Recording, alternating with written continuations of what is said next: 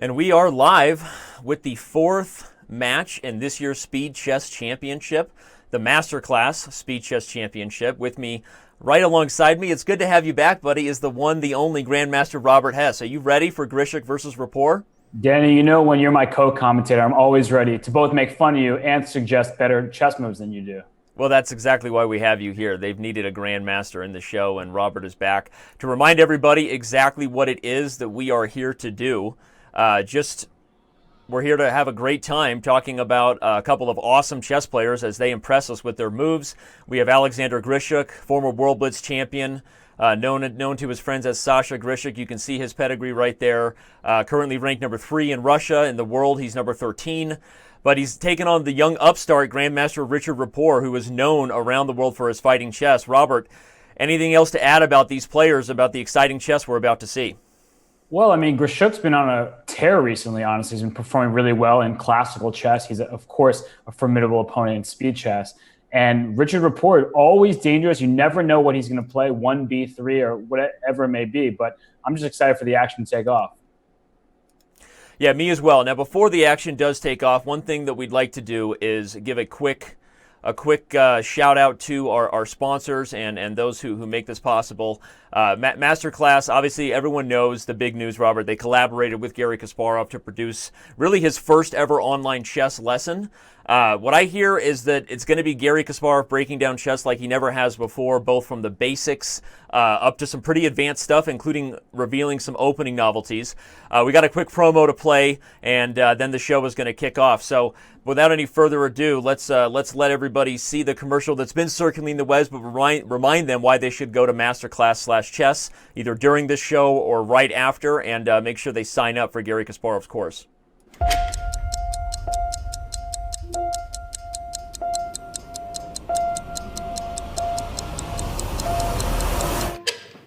Check.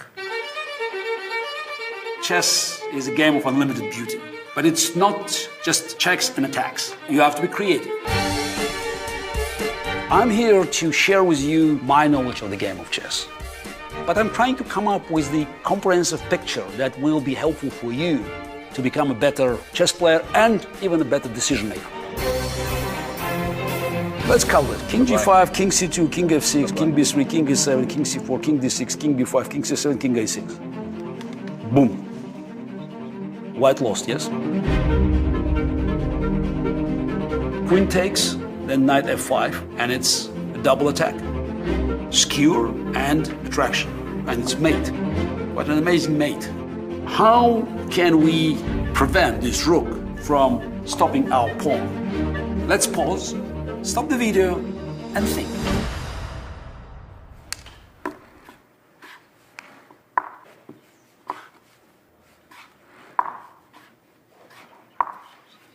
Okay. You have time to find this winning combination. Did you see that your bishop was hanging? What did you have knight c5? No, I didn't see that line. That's interesting. So you attack my bishop, and then you protect your bishop. Right. So let's go back and see whether we can improve and what's the next logical moves.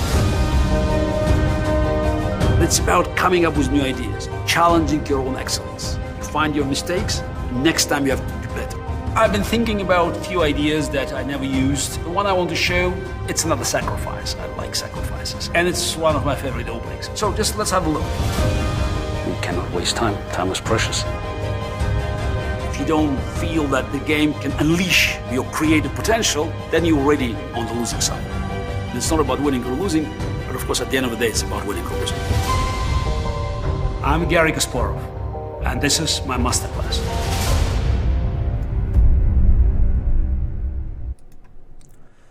And there we have it, Mr. Hess, and there we have the players. We go right from that awesome, really a well-done commercial, and I'm very excited to get our preview. The Chess.com team's going to get a sneak preview. The class isn't even live yet. Can't wait to try out the course myself. But Robert, let's get down to business. This is about chess. People are here to watch Grishuk and Rapport, and with that, let's give the go-ahead and let's start the games and the match. And no more waiting, right? Are you ready?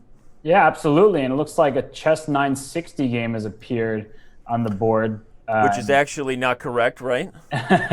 Well, I guess they're going to start in a different way than other matches, but they're going to play chess 960 no matter what. And Danny, in this position with the two bishops, both on the queen side, it's a pretty awkward starting point. I mean, the king is still in the center. The knight on h1, that's going to go to g3 at some point. But I guess Rapport is deciding to build a big center. He has the white pieces. And Grishuk with the black pieces started with that knight move. But I don't know, Danny, what do you make of this one? Immediately, when I look at these chess 960 positions, I think one of the first things to notice is always where pawns are undefended, right? Because we have weird tactics that occur in chess 960 that certainly don't happen in real games.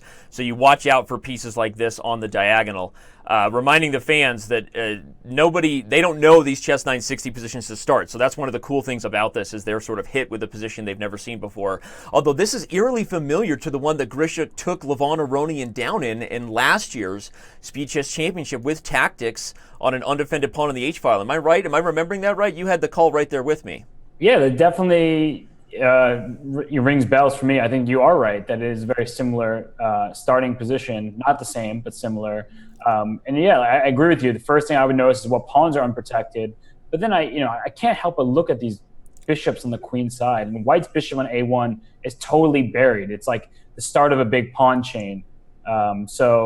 It's kind of an awkward starting point for players, and that's the whole point of 960. You're not used to the initial setup, but I do like what Rapport is doing thus far. He has a very solid center. He'll eventually maneuver his pieces out. He'll go b3 and c4 and things like that.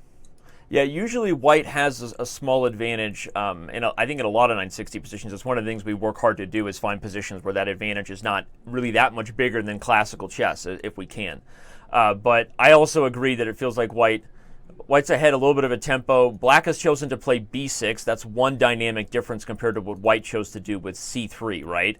So the light squared bishop and this is one of those unique chess 960 positions, because the bishops are actually not on the same exact diagonal, right? Because the light squared bishop can't go to a1 if you're White, and that's kind of cool. So this is not a lot of times if you have a random chess 960 and one player has a bishop, I guess that's always a little bit true dynamically, but to me this looks strange as both sides start to open up the diagonals to the center, what tactics we might have there. Yeah, absolutely. And we already actually have some tactics on the board. Yeah. That pawn sacrifice with h4, very strong move. The point is that now h7 is hanging, so actually that can be captured right now. And you can also decide to start with rook h1 to get the rook on the open file and apply pressure. But of course, bishop h7 first made more sense. Yeah, this looks rough. And if Rapport jumps out to a win and takes a small lead, I think a lot of people, you and I both, have Sasha Grishuk as kind of a big favorite, right, in this match. And so I think if Rapport gets on the board first with a chess 960 victory, he's got to be feeling happy about that. But though he was just shaking his head, what do you think Lil Richie was upset about there? Well, maybe he missed that g5 was an option for Black. And the point was that the queen on f7 would have actually opened up an attack on the bishop on h7. So perhaps he had initially wanted to play something like queen d3 and apply pressure and just try to take and clamp down on that g6 square. But unfortunately for him, tactically, it wouldn't have worked out. Interesting. Well, what's he thinking about now? And moves like rook h1 aren't just kind of straightforward, I guess. Black is threading a move like g5. Yeah, I mean, g5 is definitely in the cards, and maybe Rapport figuring out how to castle queenside. He just saw Grishuk do it, and maybe he's not used to 960 chess, so he's like, wait, that looked pretty cool. I want to do the same thing. But in the meantime, Black is very ready to go e7 to e5 and kind of break in the center. Yeah, well, there we go. I was just about to say, are we going to see a castles long? I love castling in chess 960 because it always comes as a bit of a surprise to the position. Yep. That's fun. But I'm starting to like Black's position even more. Black is definitely more active. We see that that bishop on a1 is still very much stuck there. And here Grishuk goes to g5. I was thinking e5, but okay. I mean, he's still trying to expand his position over there on the king side. An interesting move, though, by Rapport. He just brought his knight over to a6, which to me seems incredibly strange because that knight, you have to be worried that knight might get trapped. And in fact, the next move for Black was probably going to be knight to c4, which means that the knight on a6 will be under attack without defense. So unless Rapport is trying to start with the pawn to b3 here, which might very well be necessary considering that knight on a6 is very misplaced. He did go b3. I don't know. There's something weird about that, just throwing your knight over to a6. But at the same time, it is very difficult to actually wrap it up and capture. So I'm not really sure about this plan. I really don't love it. And here Grishuk goes. He just says, okay, I'm going to leave your knight on a6, play in the center. So to me, it looks like Black is doing very, very well here. But at the same time, Rapport is one of the trickiest players you'll ever come across. He has had a difficult year, classical chess-wise. He was over 2750, I believe, exactly a year ago. And now he's fallen to the so-low 2675 range. Of course, I say that sarcastically. But yeah, here he is just mixing things up as early as possible. But like I said, I do like Black's position, Danny. It's really, to me, just he's expanding.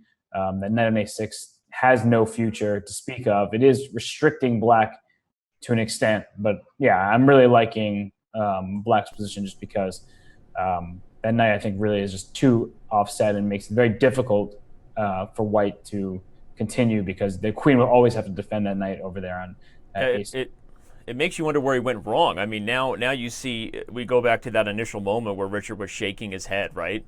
And maybe not happy with the combination he launched. We initially were sort of happy with the move h4, but he gobbles up the h7 pawn and felt like he lost a little bit of the initiative, having to recuperate his pieces. Yeah, for sure. And I mean, like you said, he kind of had to lose the initiative, and now it's very clear that the initiative is all Grishuk's.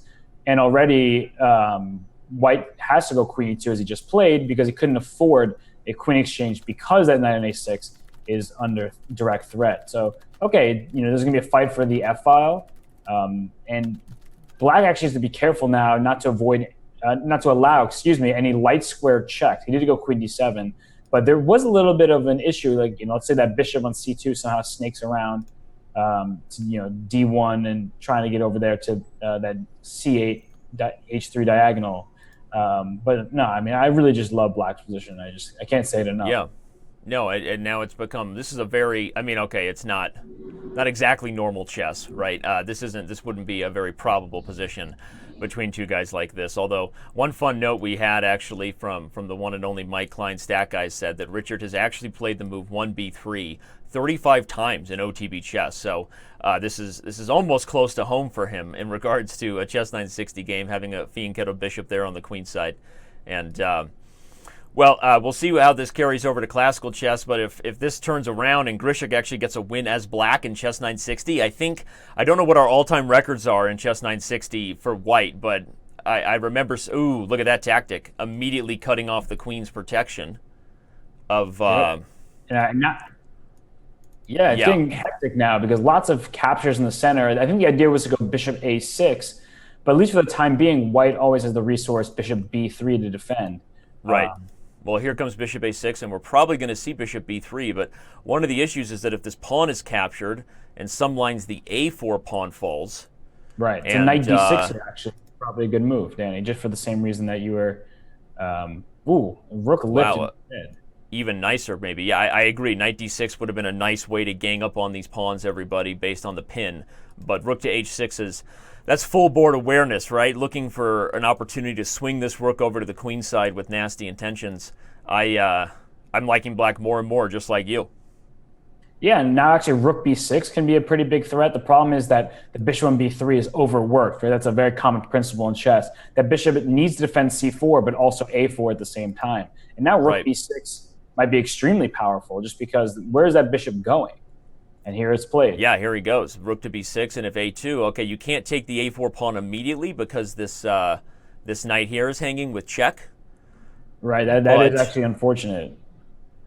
But it's dangerous. I mean, maybe a simple move like king to b8 is enough so that you can threaten queen takes a4. Okay, Grishuk, Sasha agrees. But suddenly, as this game starts to heat up, Robert, we have to also highlight the clock, right? Right. Sasha being the first one under a minute, that being Grishuk, Alexander Grischuk, and Richard Rapport maybe will be able to use that time advantage to save this one. Yeah, I mean, he is up quite a deal of time, but did Grishuk blunder a piece? Look at that. Yeah, he leaned in right there. Now Richard is doing a little bit of a dance there, a little bit of a shoulder shuffle, right? Oh, but now queen to b5 hits both the bishop on d5 and the bishop on the b2. So this is getting very complicated very fast. And I don't like the fact that Grishuk is so low on time, but there's all these checkmating ideas as well. Bishop d3 at some point will come into play. But yeah, queen b5 here simply picks up one of the bishops. I wonder why he's thinking. And now Sasha's getting himself under time pressure, and that could actually backfire as we move over to our analysis board here. We are actually waiting for the opportunity here to let me get the analysis synced up. Wow, he sacked on. Okay, he took on b2 because he figured. I don't know how I feel about that sacrifice. It feels a bit unnecessary, but I have to admit that with bishop b6, what is? I don't even know what to say about that. What is the purpose? Well, he was worried about rook to b1 ideas. Oh, for sure, but he could have went. I guess he couldn't have gone rook takes d5 first because the queen f8 check and then rook to b1. He just overlooked it. But now he's going to be lucky to hold, right? I mean, if a move like queen a4 check is played, White can just play bishop a2 and block. So he plays bishop b7. Just bishop a2 again. I mean, now White is well defended. Black doesn't really have an attack. Yep, and the knight defends the queen. Yeah, there's also the issue of the clock, the issue of the board. I mean, everything is going very poorly for Grishuk right now. Although, look at that little trick, threatening mate on b2 and queen a3 check. Did he just blunder into a loss? No. Okay, queen to b5. I was just going to say queen to b5 holds and saves the day. Although it's still very unclear because now after... Oh, he mouse slipped. Sasha mouse slipped. Oh, no. Oh. I mean, it's probably winning for White regardless, but that's a tragic way to lose that battle. Tragic way to lose that one, and a tragic way to fall down. We see Grishuk shaking his head a little bit. But that game got away from him anyway, Robert, right? I mean, that was a... Now that we take a look at the scoreboard, it would be fair to say that something went wrong there in that attack anyway. We were loving Black's position, and maybe it's attributed to the clock. I mean, Sasha really not managing his time that well, getting under time pressure. Yeah, that was a very poor clock management, honestly. I don't know why he took so long to decide on rook takes b2 when he had that queen b5 option. So that was kind of surprising, to say the least, that someone as strong as Grishuk, who loves time trouble, he's really an addict for time trouble, and he just really did not play the best when he had the seconds dwindling on the clock. Well, we'll see if that's a recurring theme, but there you go. The underdog has jumped out, and he is now ahead 1-0 for those following. Obviously, you can see the score, the little grudge score right next to the usernames and the little avatars, 1-0, as well as the TV scoreboard as that gets updated here shortly. Here we have a Scandinavian. I'm sure hashtag Team Scandi is excited about that, but I'm not sure that Richard Rapport is a member of Team Scandi, although he kind of is, right? He's played the Scandinavian before. I mean, Richard Rapport has played everything under the sun, so yeah, he's definitely an honorary member of Team Scandi. Probably one of the things that makes him a little bit tough to prepare for is that Rapport has such a wide variety of openings he's willing to play, right? Maybe some of them are dubious, right? He'll feature the King's Gambit with no fear, but but it also would make it, I wonder if this will be one of those blitz matches where we see a lot of different openings played versus contrasting, some of the ones we've seen earlier where it seems like players stick to 2 or 3 weapons and really try to prove their preparation better than the other. Yeah, I definitely think that we will not be seeing a million Berlins, which is a great change of pace, honestly. But what makes Rapport so strong and so dangerous is the fact that he can mix it up, and he doesn't mind mixing it up every single game. On the other hand, it means he might not be so well versed in various openings, which can really backfire in the early stages. But right now, with the pawn on d4 and the pawn on b2 on pre, I mean, right now it's a double attack, and I don't see how Grishuk is going to defend both pawns. And he's actually decided just to give up the d4 pawn and plan to go queen e2, castle and launch a huge attack. So it's one of those positions that are not easy to directly refute. I don't think that White will have like a direct checkmate, but Black will be in very big danger because he's so underdeveloped. Yeah, I think that Black normally and he does it just as well. I think Black normally goes for those pawns, and it's kind of the duty of the position to sort of call White's bluff. because one of the dysfunctional things about White's position is if you don't sack that pawn, then it's hard to coordinate. But if you do, now you got to prove it. He plays bishop e3 with tempo. I expect to see queen to b4, and then one of the only issues with bishop to e3 is in some positions you look for tactics like sacrificing on e6, but that's probably not going to be in the cards for White. And Richard plays queen b4, and we quickly have a3. And now an issue is if you castle queenside, there's some bishop takes a3 stuff as well. So it's the king might have to stay in the center for a little bit, but at the same time, look at that bishop on g6. I don't really expect that bishop to survive too much longer. And maybe you have to, e5. That caught me off guard here. For starters, the move h5 is incredibly tempting. That bishop is still trapped. If you take on f4, I take back with my bishop with a discovered check. That's important to note as well. So that's key. And as let's highlight that line as the fans may be wondering what happens if you take. There's several things. Bishop takes f4 with discovered check, though, is the key line that Robert was just highlighting. So Richard plays bishop d7, but now is White just going to go take the bishop pair and have some compensation in the open diagonals, Robert, or is there another idea in mind here? Well, I mean, I think if you take the bishop pair, immediately the problem for Black is you're not castling anytime soon. But look at Sasha. He said, you know what, I will take the bishop pair, but I will do it in a manner that's different than just simply capturing on g6. Now that's surprising to me. Bishop takes c2. What would happen if he actually just took f4? Was Grishuk going to take on g6? He might have taken on g6, but he also probably could have just taken back on f4. That bishop wasn't going anywhere. It was trapped on g6. Okay. But now we see that Black is still up a pawn. So if we just do a quick material count, Black is up a pawn, White has the two bishops, and a growing attack as compensation. And I think actually it's not just compensation. White is much, much better here. In fact, could be winning quite soon. There's no way to properly defend this bishop on e7. Simple moves like rook h to e1 are coming. Bishop d6 is a deadly threat. And I really think that Black is already out of moves. Yeah, this is one of those games that members of Team Scandi have nightmares about, where you take a pawn on d4 and hope to tell the tale, but then White's initiative just starts jumping off the board for the lost time you have with the queen. So I think I'm not exactly sure in the theory where it went wrong for Black, but it's looking worse and worse for White. I agree. I think probably we should see bishop d6 here. Why not bishop d6 over rook h1? I would say bishop d6 seems like the most straightforward. I guess bishop d6 allows Black to nothing. I have nothing for you there. Maybe queen d8. I guess it does block the d file. Oh, okay. But we have action here. He castles and sacrifices the bishop on e7. It's so out of desperation, though. He he either gets mated or he gives it that bishop, but he's down a piece for a pawn, no attack, and as we see, the resignation occurs. Right. And now the players will be needing to rematch each other for the first time, and looks like they've done just that, and the match continues. This has been a back-and-forth affair. We are tied after just a couple of games. Yeah. I mean, 1-1 thus far. I think that's a very important win for Grishuk, just not to let the match get away from him.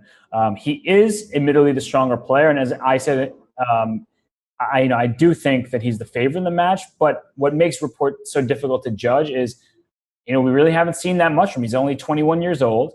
He jumped to 2750, as I had mentioned a year ago, and then he has dropped back down to earth a bit to 2675. But who knows when he'll just jump right back up into the top 20 places in the world, or whatever that 2750 lands you. But in this one, again, Rapport going with a sort of offbeat opening, just playing kind of slower chess here.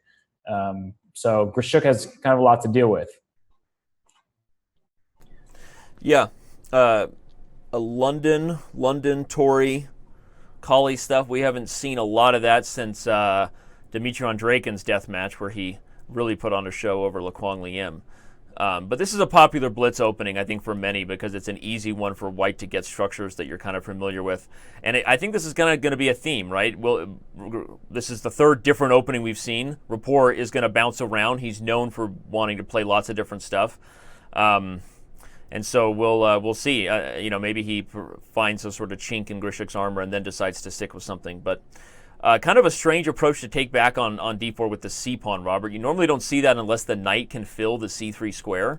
What is the plan here for Rapport taking this way and now offering the trade of the queens?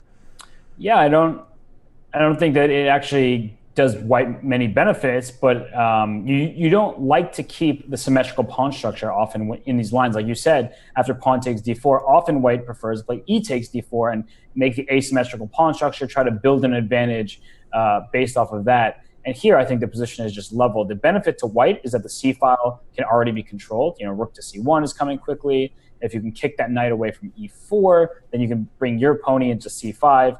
So I do think that white is slightly better here. And, how much better is definitely going to be the story of the rest of this game. But look at the clock as well, Danny. Once again, Grishuk is down over a minute on the clock. Granted, 3.5 minutes is a ton of time, but still, he has to be careful not to let that clock tick, tick, tick, tick. And I was just going to say, so if black plays e5, is white just going to capture this and then try to play against the newly isolated d5 pawn? It seems to be kind of a dynamic risk that black had to take. Grishuk was not really happy with the bishop on h4 hitting e7, going to try to open up the position, but to me, it would seem that maybe white can trade. No, he decides not to, although he's still going to attempt to stick black with this weak pawn as they move forward. Yeah, and a potential issue here for black is, well, of course, as you mentioned, the isolated d pawn, but you actually should not capture twice on d4 now after knight takes d4. Yeah, because that would be removing the dark squared bishop and weakening your dark squares to go with it. Although but okay, maybe can do it. So now he's gone full trade, right? You never go full trade unless you're Grishuk in a worse position. So there you go. He goes full trade, Robert, and heads into an isolated pawn inning where both sides have isolated queen pawns, but neither side has an open file to worry about in regards to how those pawns will be targeted. Yeah, and I think black can safely go bishop e6. I guess white will try to go pawn to f4 just to try to trap that bishop on e6. But after f4, I think black can just safely go pawn to f6. And actually, then there might be some problems on the e file, honestly. So yeah, there actually are some technical difficulties here for black. Not only is he down, a minute and a half on the clock, but white is first to the c file, and that's actually going to be very unpleasant to hold in an endgame like this. Yeah, it gets harder and harder, and sometimes simple positions can be deceiving, right, from an educational perspective for the members. Yeah, because usually the first person to have kind of the only open file is the first one to get to the 7th rank, therefore the first one to be able to kind of double rooks and continue to create targets. So don't let simple positions where there's not a lot of dynamic threats fool you in regards to whether or not you can lose them. I still think that if black has one more move, Robert, Grishuk is going to try to trade everything on the c file with a move like rook fc8, but Rapport is trying to keep him off balance with a move like f4, which threatens f5 and the pawn. Exactly. So the question is, will Grishuk be able to kind of simplify the pressure that white has before Rapport can turn it into something nasty on the 7th rank? Danny, I'm really liking Rapport's position the more I look at it. I was thinking instead of pawn to f4, the idea with bishop to d7, offering an exchange of bishops, trying to secure a stronghold over the 7th rank. That being said, this move pawn to f4 does the same thing in a much more aggressive and tactical way. The point is, as you mentioned, Danny, rook to c8 is a good idea. You're not generally not full of good ideas, but here is one time you are. Rook c8. But the problem is now I can just take on c8, and you can no longer capture back with the rook on c8 because pawn to f5 traps that bishop over on e6. So it's a weird trap to see a bishop trap like that, but it's actually a very dangerous position for black because white's plan is very easy to see. And for black, I'm not exactly seeing how you're going to counter this threat of f4 to f5. Well, those who had the over-under set at about 30 minutes into the match before Robert would first insult my chess knowledge, there you go. If you took the under, you won, so good for that, right? We had all the side bets. But Robert, let's remind the fans who are just joining the show what they're watching. This is the Speed Chess Championship, pretty much the Super Bowl of online chess. I shouldn't even keep making that comparison. The Super Bowl should say, we're the Speed Chess Championship of football, right? We have Grishuk versus Rapport, and the match is only a half an hour underway, so you haven't missed much. It is currently tied, deadlocked 1-1. Of course, our Speed Chess Championship event this year is sponsored by Masterclass. Head over to Masterclass/chess to check out everything about Garry Kasparov's course that's coming out. And stay tuned for that as we mention more things about what we do know about this big course that Garry Kasparov teamed up with the Masterclass group to create. So we'll talk more about that. But all right, Grishuk is still having to deal with rook to c7. Why is Rapport taking his time and not just infiltrating on the 7th rank, Robert? Because I think if the rook c7, he's calculating what happens to rook c8. And the point is that black is sacrificing a pawn, the pawn on b7, for good activity by bringing the rook down either to c2 or first throwing it to c1 with check. And what's really nice for black about white committing this pawn to f4 is now the e4 square is forever accessible for that bishop on f5. Whereas if the pawn were on f2, you could go pawn to f3 and kick it. Now that bishop has a home forever. And so I think Rapport decided that, well, I can't allow that that rook to just infiltrate. And so he decided to wait. But now I actually don't think his chances are so great, just because. Yeah, I agree. And that's a instructive thing that you highlighted there. I pulled up the analysis board so we can let the players play on, but show everybody the line you gave again. This is instructive to see that sometimes when you're worse in an endgame, you have to look for opportunities to give back a little bit of material for activity, right? It's the Dvoretsky school of chess, Robert. An active rook being down upon is better than trying to defend passively. So that line that Robert highlighted, that black might get this kind of counterplay, all of a sudden it turns these pawns, as nice as they look, into maybe not enough. And so that's why Rapport takes the time instead to activate the king and go to the d pawn. But as Robert is highlighting, that may prove to not be enough. So well-timed defense there by the Russian, that being Grishuk. Still down on time. So as this one heads into time pressure, I wouldn't count out Rapport's winning chances totally, Robert, but it is looking more and more like Grishuk might hold this. Yeah, I definitely agree, and he does have to be a bit careful on the clock, and we're going to probably mention it every single game. It seems like, right. But Rapport is slightly better. Now that he changed the rooks and he's offered a draw, that this position is very equal. And so, for those of you wondering why he may offer a draw despite having a better pawn structure, just only with bishops left, there are not enough pawns to start attacking. So, unfortunately for him, the game ended in a split point rather than fighting for the full point. Indeed.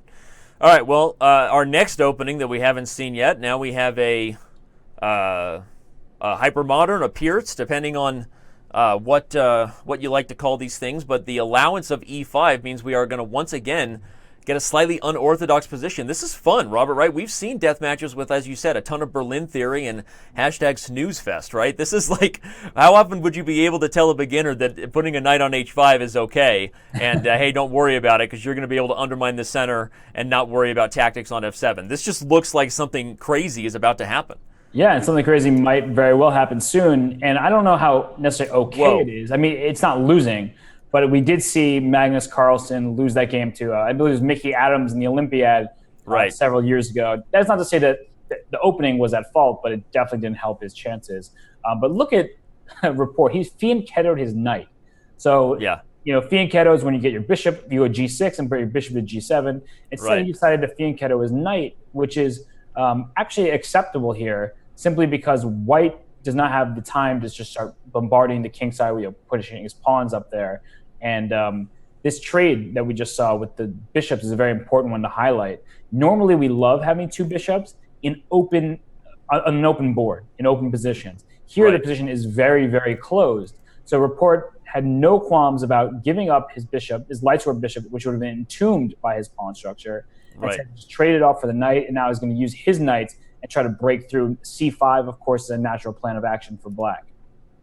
Yep, re-showing that to the fans on the analysis board, that idea that you don't really always want your bishop locked in behind a pawn structure. So Rapport goes out of his way to give up the bishop for the knight. But as Robert is highlighting, this is a very, very close position. And so this knight being well placed on f5 is probably just as good as any bishop that white currently has. C5, h5, this is almost Caro-Kann-esque. This is a strange. I have trouble evaluating these positions, Robert, to be totally honest, and I think it's because the long term, I love white's chances with the bishop pair, and I feel like it's only a matter of time before positions start to open up.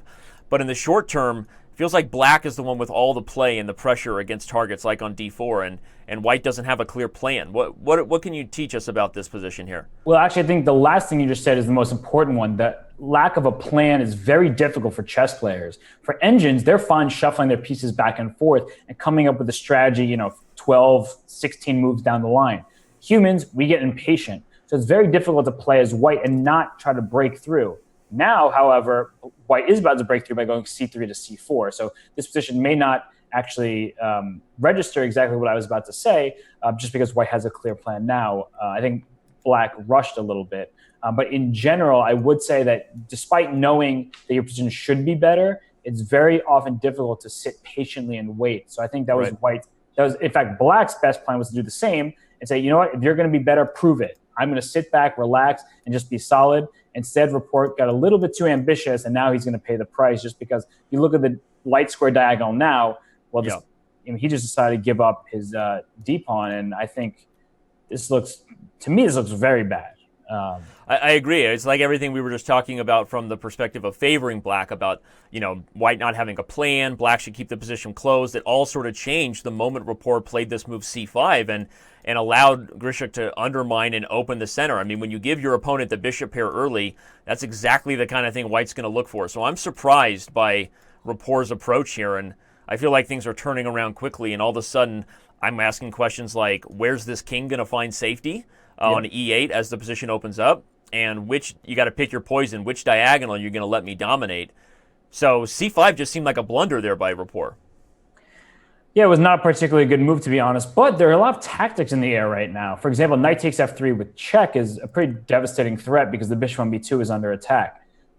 So there's a lot going on in the position. That being said, I mean, White should definitely be in the driver's seat here. You just have to figure out a way to consolidate the advantage in a way that does not hang any material. I'm looking at ideas like takes e6 here, Robert, and let's go with a line. Knight takes f3, queen takes b2. Can White get away with queen takes b7, a double attack on the rook and maybe mate threats on f7? But then Black can get away with castling, protecting the rook and f7 at the same time. And that way my king is now safe, my rook is protected, and I am up a piece, and your rook on a1 is also directly under attack. So I love testing you with tactics, and you coming through in the clutch. You're a big game player. You come through in the clutch. So there you go. All right. So that's why takes e6 doesn't work. But that means Grishuk needs to find a way to defend the bishop, and his time is ticking. He probably spent some time thinking about exactly those lines, and now he needs to find a way to do something simple. Moves like bishop c3 come into mind just to make sure the bishop is defended. Rook a2. What move would you consider here? Or is he just going to go straight forward with moves like bishop takes e5? Honestly, I wouldn't be surprised if he is considering bishop takes e5. And the point being that you are allowing opposite colored bishops, but Black has a lot of tactics to resolve. For example, after bishop takes e5, queen takes e5, and let's say, I don't know, knight to d2, well, now I'm threatening to take on e6, and then b7 is hanging. I do think the opposite colored bishops allow Black to have very good chances to both equalize and cause White some real discomfort, especially because the pawn on f2, there are threats of knight to g3 at the right moment, things like that. So I don't know. I'm kind of second guessing how much better White is here, just because there are difficulties for White to solve. But he did capture on e5. He goes for that line, and one of the main reasons the obstacle bishops, as Robert was saying, improves long-term defensive chances is because bishops can't challenge each other, right? We know they're stuck to one color square, so something to keep in mind whenever you watch Grandmaster games is features like that, because they're always thinking about, okay, if I could transition to an endgame, even down a pawn or two, you can sometimes draw because those bishops, they can't dynamically challenge each other. So just wanted to translate that comment by you for some of our beginners. But he ends up going for this rook sack. It's not a rook sack, though, everybody. Here, if queen takes a1, we have a different problem, and that's queen d7, and then queen takes f7. Ceccolina la Schlamba, if you speak Italian. And that's a problem. So it takes e6. Now Richard has some things to figure out because of that threat, and he plays rook d8. Queen b3 check, and I think White actually found a way to just steal a pawn. Maybe he'll just play knight to c3 now But Dan, go forward. Knight d4 is in the air for Black. I mean, the thing is, I was thinking about this idea, and I should have mentioned, of course. But what I didn't like about it is that, yes, White is up a pawn, but actually I don't find the material particularly important here. The fact of the matter is that White is not very well coordinated. Black is just going to go rook f8, go knight d4, maybe knight g3 at the right moment, making use of the pin with that bishop on c5. And how about bishop d6? Is checkmate not under attack on that h2 square? So yeah, bishop d6 is that would be kind of a surprising shot in the dark, right? All of a sudden, now White can maybe move the rook and create an escape route, but that's not going to be a lot of fun times for this king if he gets chased out. Richard decides he likes the original idea mentioned by you, going to Forktown and maybe just grabbing this bishop on f3. But bishop d6 here, right? And the point is that Bishop d6. d3, I just go h4. I'm just breaking open the king side. Yeah, no, the more you highlight this, he likes this idea, but he's trying to gang up on f3 first. One of the ideas here, everybody, is if white makes some random move, now bishop d6 just wins on the spot because g3 isn't even possible now that black has brought a second attacker to f3. Okay, so pawn grabber time. Yasser would be proud, right? Let's go grab another pawn on b7 and ask black to prove the checkmate. Well, you can win the queen, right? Knight f3 check does pick up the queen. However, you've given up a lot of material just to win the queen. So after knight f3, white will recapture maybe with the queen takes f3, rook takes f3, bishop takes f3, and you have knight and 2 pawns for the queen. That being said, the king is still unsafe because a move like h4 and then bishop d6 is coming. I really like black's position. So again, they look like white won a pawn, and that's what I think we make the biggest mistakes as chess players is we look at the number of pieces on the board, the material, and don't exactly take into account the counterplay we're giving our opponents. I was just going to say, let's see if we can read anything by the facial expression of the players. Richard moving around a lot, so what was a good capture of his face before the show started is now a beautiful capture of his hairline.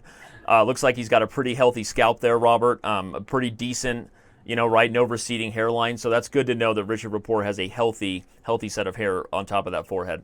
But jokes aside, there we go. Now we see his face. He seems confident, moving around a little bit. Grishuk, this is the same way he looked when he had the matches last year against both Aronian and Carlsen. I feel like his eyes move a lot faster than everything else, right? Look at Grishuk. He's calculating a mile a minute. Yeah, he definitely says a lot with his eyes, but right now I think he should be looking down at the resign button relatively soon, just because he can't even go knight d2 because the rook on d8 just captures it. So his king is going to be ensnared, and after bishop d6, queen h2 check, I just don't see how he's getting out of that. And maybe I'm just overestimating black's position because there is no direct checkmate. The bishop on c6 actually protects the g2 square, which is of vital importance. So maybe I have to kind of slow my roll here, but I still think queen h2 check, king f1, and then maybe rook to f8, and just trying to really launch the attack. But you also have to say, given where the position was at, and it seemed like a mating attack was imminent for Rapport, certainly you have to feel like Sasha has figured out some of his problems, right? In this position, you've got this bishop on c6 guarding both e8, which prevents rook e8 attacking, as well as guarding g2, which is going to be critical in a lot of lines. It's looking more and more like the biggest problems for Sasha in this game are going to be on the clock because it feels like he's defended. Yep. There we go, tactics. H2 check. Yep. Although fun should be noted that this is still not exactly simple with the 2 minors taking on the queen. But with a4 hanging, yeah, I guess if the a4 pawn, okay, he takes a4 instead of f2, or he takes f2. Maybe a4 was better to create that other pass pawn for black. Yeah, I don't actually understand at all why he decided to take that. Well, he's got a tactic here. If b6, there's queen to c1 check, picking up the bishop. So I think that's kind of critical for Rapport. Yeah, now he picks it up. So he decided to pick f2 first, then pick up a4. The f2 pawn is completely meaningless in the position. But yeah, this is just over now. Yeah, he's just over now. So Rapport is going to strike here, and wow. Well, look at that. The underdog, right? As the great band Spoon would say, right? You have no fear of the underdog, you will not survive. Richard Rapport is in the lead in this Speed Chess Championship match by a game, Robert, and we still have a lot of time left in the 5-minute portion where Grishuk is getting under time pressure more often than he would like. Yeah, for sure. Grishuk is just really eating his own clock up, and sometimes I believe in situations where there's no need. For example, right now, is there really a need to spend 15, 20 seconds on your third move when your opponent plays kind of an offbeat line? But it's what we have to come to expect from Rapport. We have to expect the unexpected, Danny. And every game, with knight c3 on the second move, it's just like, it's impossible to prepare for someone like that. He'll play whatever he wants, whenever he wants, with pretty good results thus far. Yeah, an attitude of a honey badger. He's going to take what he wants, how he wants. That's Richard Rapport. And all right, well, what do we have now? We've got a weird start as a Verisov, and so yet another opening, as you said. Richard Rapport continues to keep it spicy. A strange Verisov, though, with black having the opportunity to eliminate the bishop pair so early here. This happens in some. I think white may. Okay, he goes to e5 first, but I think if f6 was played, he would go back to g3. And a lot of the ideas there, everybody, is that if white can induce some weaknesses and black does decide to follow through with grabbing the bishop pair, he's now opened up the h file and will have to deal with the light squares for the rest of the game. So it's because of that the Grishuk doesn't want to play a move like f6, and he's going to try to go win this bishop on e5 with the other knight now. Yeah, and there he goes. He's just attacking the bishop. And I think that, white, of course, is doing fine, even despite potentially giving up. Oh, but he wants to keep his bishop. Yeah, now black just has to be careful not to play. Yeah, I was going to say, you got to play a6 before c5. I've played this in a lot of blitz games, and sometimes you get lucky. People play c5 because it's the easy move to play in this position. You want to attack the pawn, but then knight to b5 comes in, and it's actually leads to some pretty irritating positions for black. So Grishuk not fooled. He plays a6 first and then c5. And now we're looking more and more like a traditional Verisov, if that is such a thing. Is it possible to have tradition in an opening that's only played by Jabava every once in a while? Well, I mean, people have kind of linked Rapport and Jabava as being very similar players. So, I guess you can have a tradition of crazy chess, right? That's a thing. Yeah. Mike Klein exactly just hits me with that. Says, isn't this really should just be called the Jabava opening? But he did clarify one of my comments earlier was inaccurate about the opening, saying that Rapport is probably a member of Team Scandi, has played over the board. Apparently, Richard Rapport has actually never played a Scandinavian in his tournament life. No way. I find that very. I mean, I believe you. You're looking at the the stats, but that's so shocking to me because he seems willing to play whatever, whenever. Yeah. And here, it kind of like, black is expanding on the queen side. White is going to get e4 in at some point, just don't know when. No, I really don't mind black's position here at all. I think the knight on g3 is kind of an awkward sitting piece. It's not, actually, it's something that I've learned when I was much younger is I've always hated knights on b3, b6, g3, and g6 because they often sit there and then don't move for a really long period of time. Yeah. And so I would not be surprised if that's the case in this game. I mean, well, actually, I will be surprised because knowing Rapport, he's going to go knight h5 and try to go for checkmate at some point. Exactly. But yeah, these are awkward sitting knights on g3. Well, you highlight, obviously a Soviet chess rule. We know every Russian schoolboy knows you don't put your knights in front of the G or B pawns precisely because normally they do end up kind of being limited by just natural pawn moves, and they don't have access to squares. But as we already highlighted, the way that Rapport is going to fix that is with the move knight h5, which both handles the problem of the awkward pony, and if you can trade pieces, might bring more attackers over here for a mating attack. So, interesting stuff here. I'm liking Rapport's chances in the game, but for the first time, Robert, we're highlighting the opposite clock situation where Grishuk is up nearly a minute and a half, or he was just a second ago. So that's interesting, right? Not the same dynamic we've been seeing in most of the games. Yeah, definitely important to note because Grishuk actually, a large reason for some of his losses thus far has been clock management. So, if he can keep it together on the clock and, he can prove his strength over the board. And right now, I think black is doing totally fine. Yes, white did get an improvement over several moves ago, but I think black is completely fine here and is, in fact, likely equalized. You can even think here comes e4. This is a typical transition that happens in the Verisov for white. At some point, you capture and play e4, and that kind of helps the knight be a good piece on c3, where otherwise in this structure it's kind of biting on pawn granite. But once you play e4, you're going to open up the position and create more access. I think that normally white gets a small edge in this transition, but as I calculate what might happen if we just, let's make a big trade here, and what happens at the end of variations like this, is black able to just bring a rook to the d file and challenge and simplify and maybe be fine. Yeah, that looks like equality to me. And I think what's important to note is the real point behind the transition is that white will get a 3-on-2 on the queen side and is hoping that maybe you can create a passed pawn. And in an endgame, that can become very difficult for black because the 4-on-3 on the king side, if you cut the board in half and E the H file, it's not quick enough. So black is unable necessarily to run the king over to the queen side just because then the king side might collapse. Yeah, so we're heading into that exact line that I just highlighted with analysis and white playing this nice retreat. That's a good lesson for all beginner players who are sometimes tempted to make trades rather than stare your opponent down, right? You want to treat every open file like a game of chicken. Just don't pull a Kevin Bacon and get your shoelace caught in the tractor. Otherwise, this is always what you want to do. You want to have a staring contest on these files because whoever owns that file will likely control the direction in the endgame. Absolutely. And I actually don't know the pop culture reference you just made, so I'm ashamed. Oh, but I stumped you? You did stump me.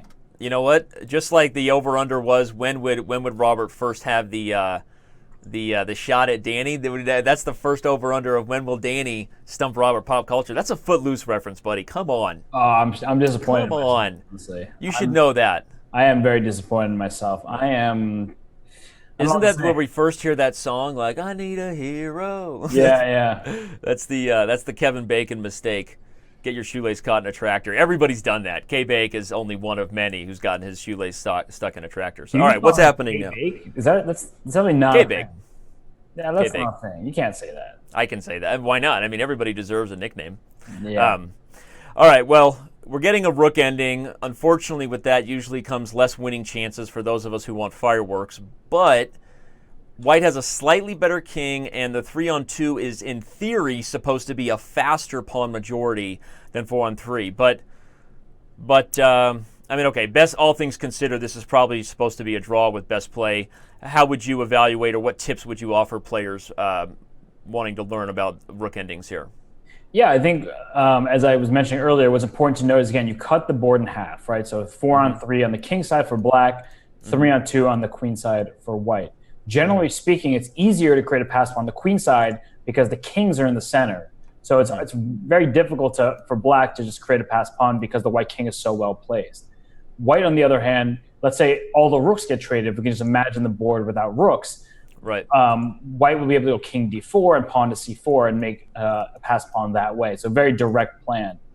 With the rooks on the board, of course, it's much more difficult. And now we see, okay, 2-on-2 on both sides of the board. But now after rook a7, I think hands can be I think they'll be put out to draw.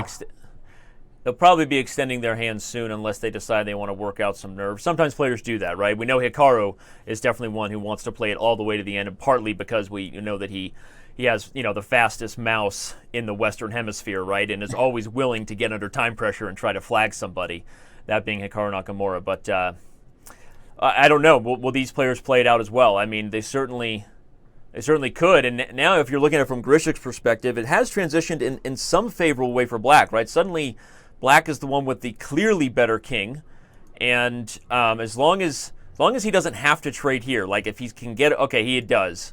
That means we're likely headed for a draw, and Grishuk, just offers the draw, and that's it. So, a lot of people playing Guess the Move. So I just want to give a shout out real quick. I mean, we've got hundreds of people following the games in live chess. So if you're just joining us or wondering if this is your first chess show, Chess.com/live. You can follow the games yourself. Winning the top guesser award that time was 26 Andre 26 with 21 out of 29. Right behind him was Attacker, 20 out of 37.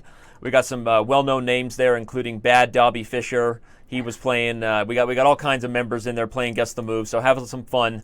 Go into live chess and play Guess the Move as these guys battle it out. So, Robert, we have this weird opening again where they love fianchettoing their knight. How can they justify this behavior?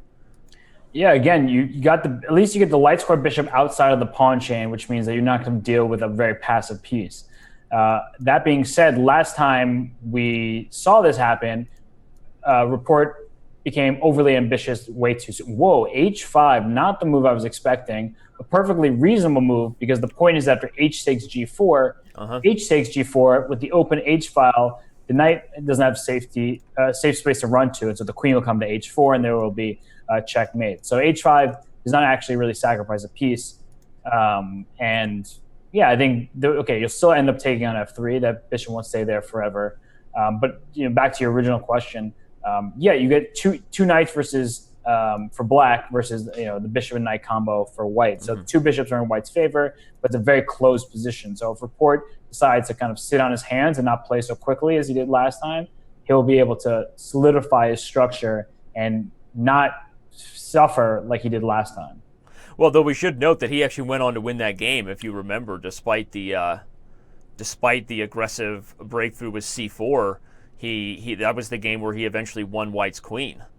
Yeah, he definitely won eventually a nice game, but there were a point where his position was very shaky. The light square bishop was opening up. So I think no, I agree with you. I think I totally. I was just highlighting that. I think that's been one of the interesting things about the match. I mean, we really liked Grishuk's position to start. If you remember in the first Chess 960 game, he kind of messed that up under time pressure. We liked Grishuk's position the last time they had this structure, and he also got under time pressure. So notice he has sped up a little bit, right? Grishuk is playing a little faster, and because I think he might like to have a couple games like that back where he eventually did not score a point despite being much better on the board.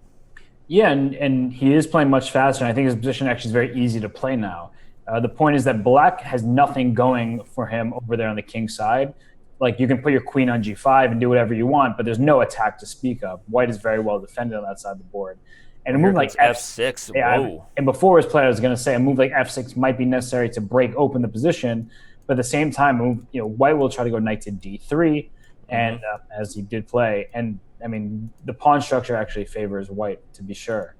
And if I'm white, I might even consider playing knight takes f4 and just going. If you open up the light squares, whether you can't gobble up right away, but this is still long-term problems for black. Maybe white just slowly unwinds the pieces, and this king is, doesn't appear to be that shaky yet, but could get shaky. Okay, Grishuk decides against that, but I'm still liking the potential of this position like we liked it last time. The more open this position gets, everybody, the more you will notice the power of the bishops versus the knight.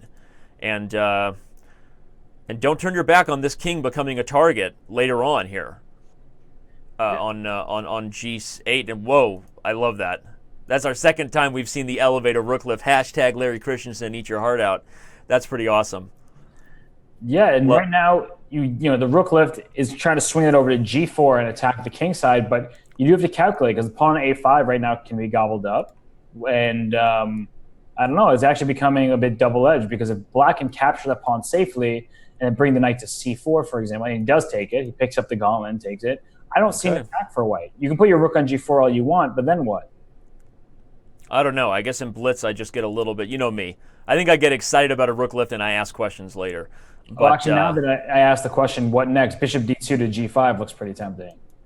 Yeah, and I still feel like, maybe the engines initially like black's position. A pawn is a pawn, right?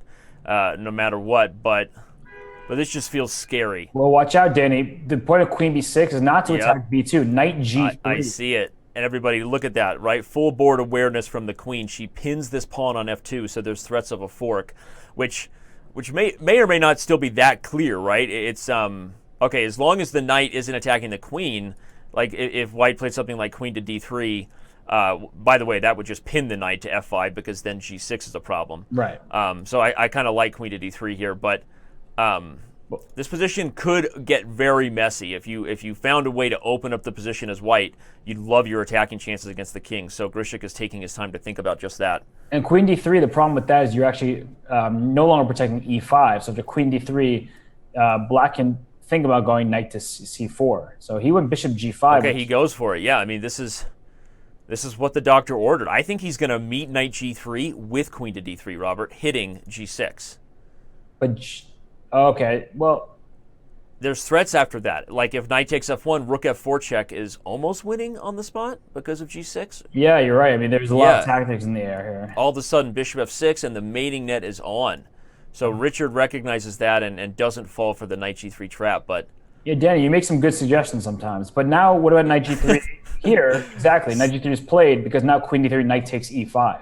I agree, although there's still rook f4 check in the air. It's not as good as it was because the king might even run to e8 and the knight on e5 guards g6 from the queen. But I still think that the more this position opens up, the more I just fear for the life of this king here. I just think that isn't a piece one now, right? Because there's no longer a pin on this f2 pawn, And so I believe that, if I'm not mistaken, white is just going up a piece. Well, and the way Grishuk did that, Robert, is by going for our idea. He slid the queen over to c2, though, instead of d3, avoiding knight takes e5 with tempo on the queen. So he ends up executing the idea, which is nice, just does it a slightly more accurate way. And now he's going to pick up the knight on g3, everybody, because this move unpins the pawn on f2. And Grishuk shaking his head. Or sorry, Rapport shaking his head, which, by the way, speaking of Rapport shaking his head, have we missed the boat on making Harry Potter references in regards to Rapport? I mean, as somebody who's spent a lot of time talking about how Fabiano Caruana looks like Rapport, can we get some Harry Potter? I mean, look at that, right? He's got a little Harry Potter look going. I don't know. I feel like you can come up with better than that, Danny. You know, not trying to hurt your feelings here. You know, I love hurt away. I mean, that's what they're there for, is to be hurt and destroyed. So I just feel like there's someone. I'm not seeing the Harry Potter. All right, fine. All right. I think White's going to end up being much better at the end of this transition, regardless of how he chooses to get both of these knights, maybe for the rook, or he might consider taking g3, allowing knight e3, and then finding more ways to get tactics. But this is where Grishuk goes into the technique zone, right? Good Russian technique he's about to put on. Yeah, I don't really see what black is going to do after like rook to e1, right? Both knights are under attack. Yeah, that seems like a simple thing to do.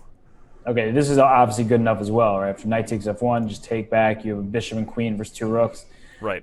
That's more than enough. But yeah, this is a game over. A slightly surprising approach there. Obviously, he just didn't want to allow rook a1 check, which makes sense, even though I don't think black has a very strong follow-up after just something like king e2. But he was worried about things like this and the rook's going for an a-file party. So, but okay, now he's got to be careful. All right, he's going to gobble up the g3 pawn. No more mating net for the king, and probably we see Rapport throw in the towel as we near the hour mark, the 1 hour mark in the match. Yeah, and I guess Grishuk will even the score for the second time.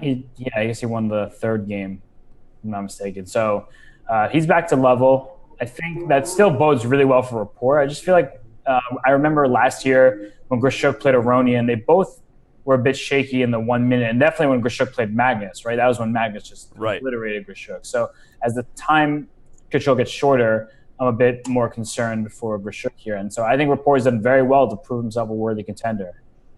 He sure has, and despite being the underdog, all Grishuk did there was just tie the match, right, as you said. And the match is now locked in at 3 games apiece. And remind the fans, you can see the score both with the little numbers next to the avatars. You can see a pawn, a blank pawn for Rapport, and a picture of Sasha Grishuk, or you can pay attention to the TV scoreboard. So if you're just joining us, that's exactly where you can find the score. Also, if you're just joining us, again, we have a half an hour left in the 5-minute portion in the 4th match of the Speed Chess Championship this year, sponsored by Masterclass and their awesome course with the one and only Garry Kasparov.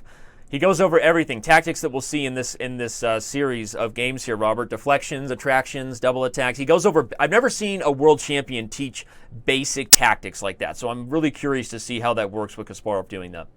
Yeah, I actually taught at a chess camp once with Vishy Anand, and that was really cool to see. I mean, it was not beginner level coaching, but it's still very cool to see firsthand how he approaches the game.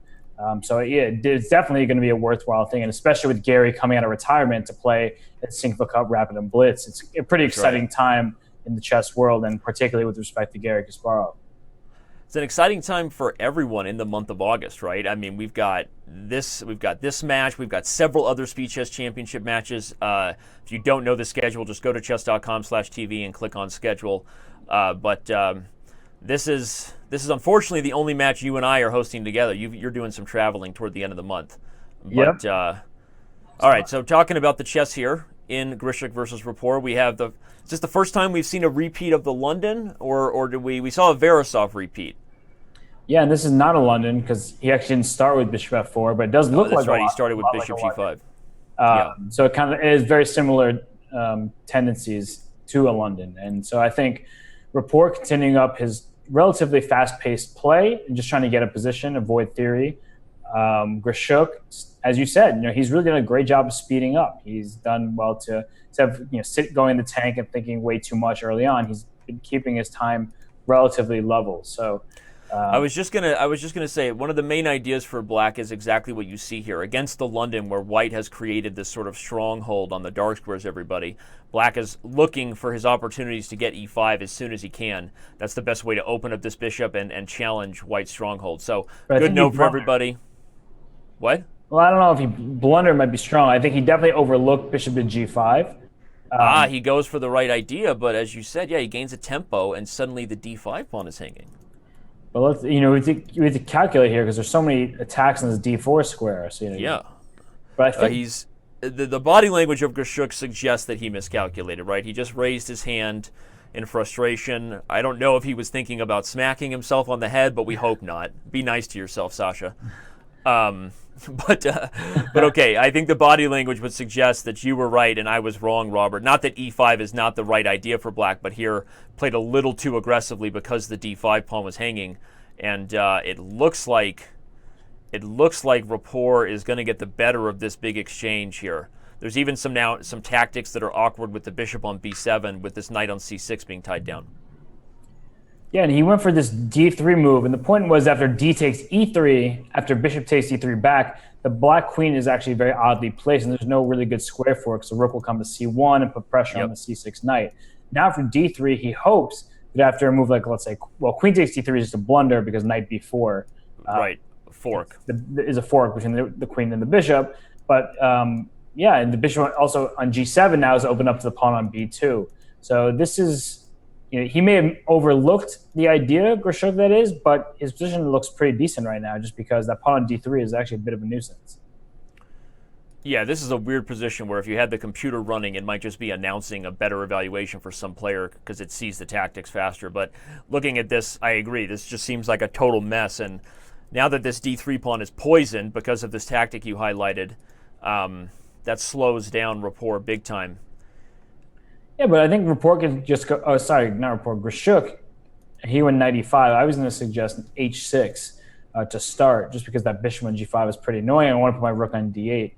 I think knight e5 has the idea, Robert, that if these bishops are exchanged, the light-squared bishops, d5 for b7, at some point you're going to see this knight threaten to come into c4, where you've got a very good knight on c4 hitting b2 and the queen on d2. So I think Grishuk lights his knight on e5 for that exact tactic coming with knight c4.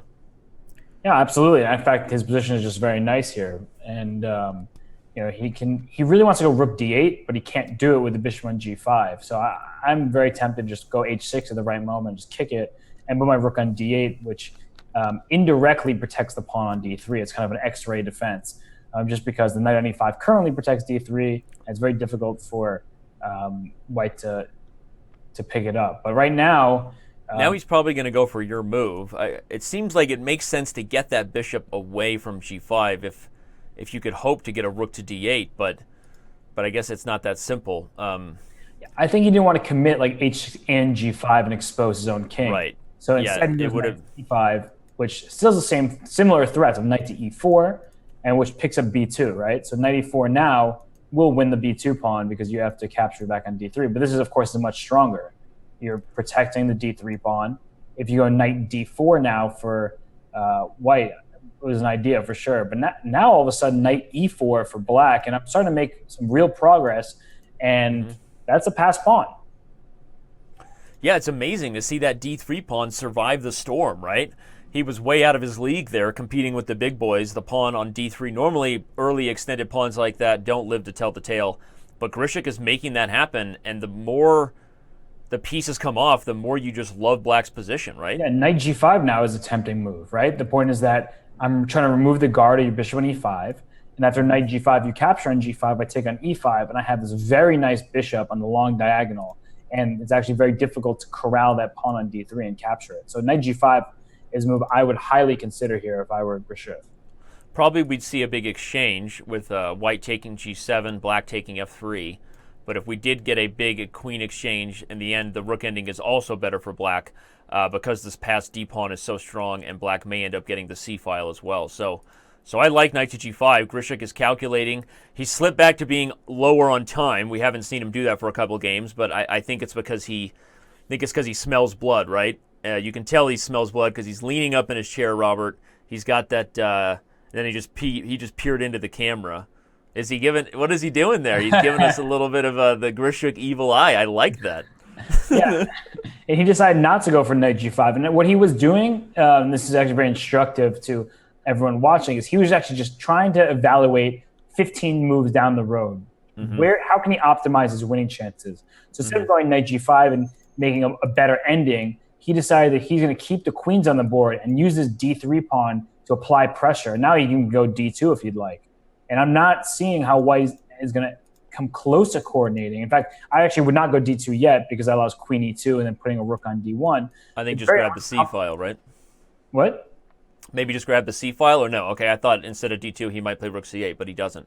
Yeah, I mean, now here's knight d4. I was expecting this move, but wait. But that's allowing a huge simplification. The advantage has certainly slipped if that's what he's going for. Yes. Although it's interesting, it's not all over yet. Yeah, white didn't want to trade because it would have guaranteed that black ends up controlling the d file, and with it, the future of the rook ending because of the second rank being so strong. Yeah. So, but still, he overlooked his knight d4 idea. I think he did. Yeah, I agree, because even with that said, I think we both just agreed that as soon as he was making a trade of his passed d pawn, a big part of the advantage is slipping away for black.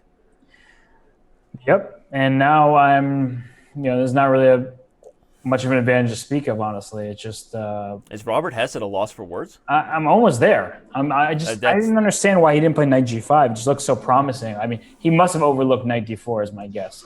I don't know what he was thinking, but for me, knight g5 was such a promising position, and is a much better version of an endgame that he's going to get in this position.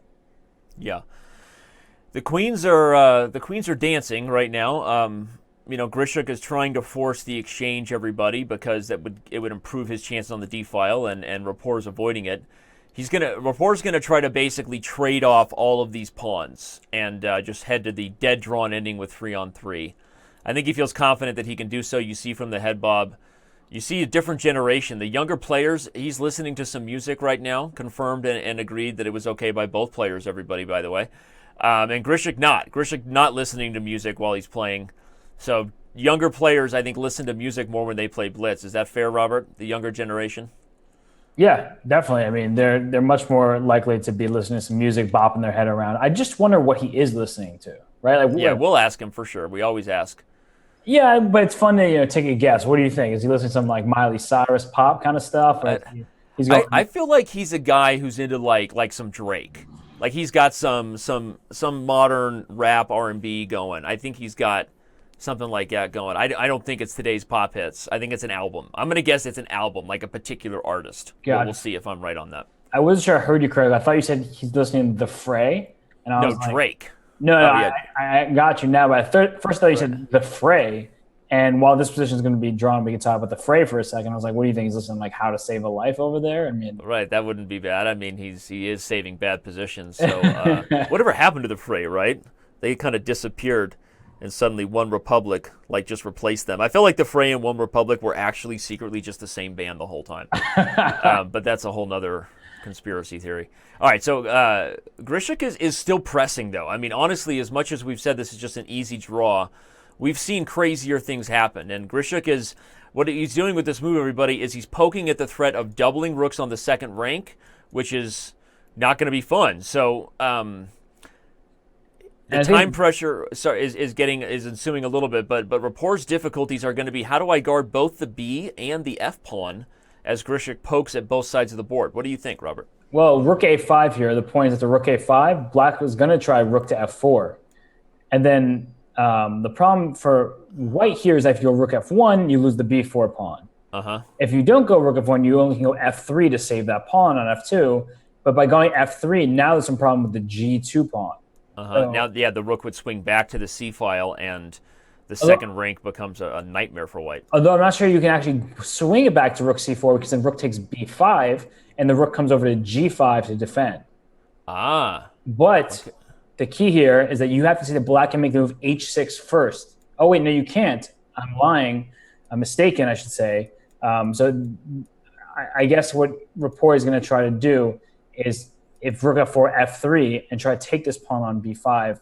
But black can start maybe by going rook f5 back, protecting the pawn first, and then trying to reroute the rooks in a way that is highly annoying. Wait, what?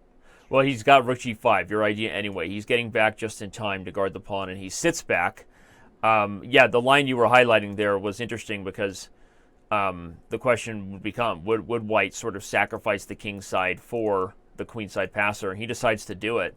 And maybe he senses oh, that's interesting, f5. This rook is in a little bit of a danger zone, right? I mean, I don't want to go Top Gun here, but highway to the danger zone, and now king f6. King f6. There's threats of h6 and g5, and maybe even f4. Yeah, and white might have to go b5 and just try to trade, just lose the b pawn and trade the rooks, one pair of rooks, and play a 2-on-3 on the king side, because it can get very unpleasant if that rook, something happens to that rook on g5. Time pressure is ensuing. Remember, these players do have a 2-second increment, right? So they are gaining 2 seconds back on every move by the time that move hits the server. So that allows them to play a slightly higher quality brand of chess in these crazy time pressure scenarios. But it also allows someone to play for a win where they might normally have not of, because Grishuk he's doing just that, right? I mean, he's pushing on. And now he's got great winning chances. He's got a mating net on the king. He's got a couple of passers. It looks like black is going to get this one. Yep, and with those passers, white has to be careful getting mated. But black, I don't know if black's going to stop that passed pawn. Oh, that's a good. Yeah, he's got threats of rook c1, which prevents something like b7, everybody, because now rook c1 would force rook f1, and after trades, white just loses on the spot. That was beautiful. That was a really well played ending by Grishuk, and unfortunately for Rapport, I mean, he just kind of got manhandled there. That was just a really nice the move f7 to f5, just when we thought that the game would be heading towards the draw. He really overlooked it. And honestly, what I was saying before is he should have played b5 quickly and just gone into a rook n3 for black versus rook n2, and that's a theoretical draw. It's not fun to play necessarily, but it's a lot easier to hold when there's only one set of rooks on the board, right? You don't have these doubled rooks on the second rank problems. Exactly. No, phenomenal point. I wanted to say that usually it's tradition for us to, at some point in a match, say this game is just going to be a draw, and then somebody goes on to win it, right? I mean, so that's kind of what happened. We were thinking the game was just equal earlier, and Grishuk, he put on his Russian technique big boy pants. That's what he did. And Raycon DDH just subscribed. So thanks for being a subscriber to our Twitch channel. And wow, that's awesome. Thanks for subscribing there. Give you a shout out. Really appreciate all the support. So, Robert, with that win there and Grishuk starting to find himself a little bit, how big is this game here before they head into the faster time controls for Rapport to keep this thing within a game? I think it's huge, honestly, because I don't know Rapport's online blitz style. I don't know how good he is at 3-minute, let alone bullet chess. As mentioned previously, Grishuk is just a beast at blitz. From like last year, Danny, when we were on the call with Grishuk versus Carlsen, that was a one-game difference. Carlsen was up by 1 point heading into the bullet section, then he just totally dominated. Yeah. Grishuk. Sorry, go ahead. No. I mean, it's just like Grishuk showed that he is up there with Magnus. He's a world blitz champion. The guy's just a monster in speed chess, but he did show that his weakness and his vulnerability is in bullet. And that was interesting. If you remember, I picked Grishuk to pull the upset against Magnus to the chagrin and being wrong in the end. You obviously had Magnus taken to the whole thing, but no, you're right. And Grishuk has shown. I mean, he's won the World Blitz Championship before, and but I don't know how good Rapport is at bullet either. So that'll be a little bit of a wild card. I'm gonna say I suspect Grishuk will still be a little bit better as these time controls get faster. But who knows? I mean, maybe all Rapport needed was to keep it close, and he'll surprise us with his bullet prowess. Do want to give a shout-out. We had another subscriber right after, Amit CV. Thanks for subscribing. You saw your name right there. Thanks for supporting the chess channel. What's going on here, Robert? To give the fans some education, we've got kings on opposite sides of the board. That means both sides are trying to checkmate the other. Knight e5 is a nice move because it sort of says, do you really want to trade and win a pawn but give up your dark square bishop? And Grishuk says, not interested, plays knight f5 to continue his attack. Well, the problem is that you couldn't actually win the pawn because if you take twice on e5, there's a discovery with bishop takes a2 check, opening the rook to the queen. And so Grishuk thought better of it and went knight f5. And I mean, you're right, Danny. There's going to be attack on both sides. White's attack just optically, without feels stronger. Instinctively, definitely feels stronger. Yeah, I agree that I just can go g6 or h6 or one or the other. And an idea actually for white is to go h6. Okay, my queen's under attack, so I'm not going to do it now. But let's say I start with queen f2, and you make a move like a4. Well, I can consider going h6 and throwing my knight into g7. Actually, I'm just trying to sacrifice a pawn and break open that side of the board. And you make an instructive point there for members who maybe don't have a lot of experience with it. Usually in positions with kings on opposite sides of the board, sacrificing a pawn, sometimes two pawns, is kind of a no-brainer just to open up lines and get the attack. So both sides are just, usually the more open lines you get, the easier it is to deliver the checkmate first. And Rapport has some tough decisions here to make, Robert, because also just the d6 pawn is hanging, right? I mean, that's just under fire.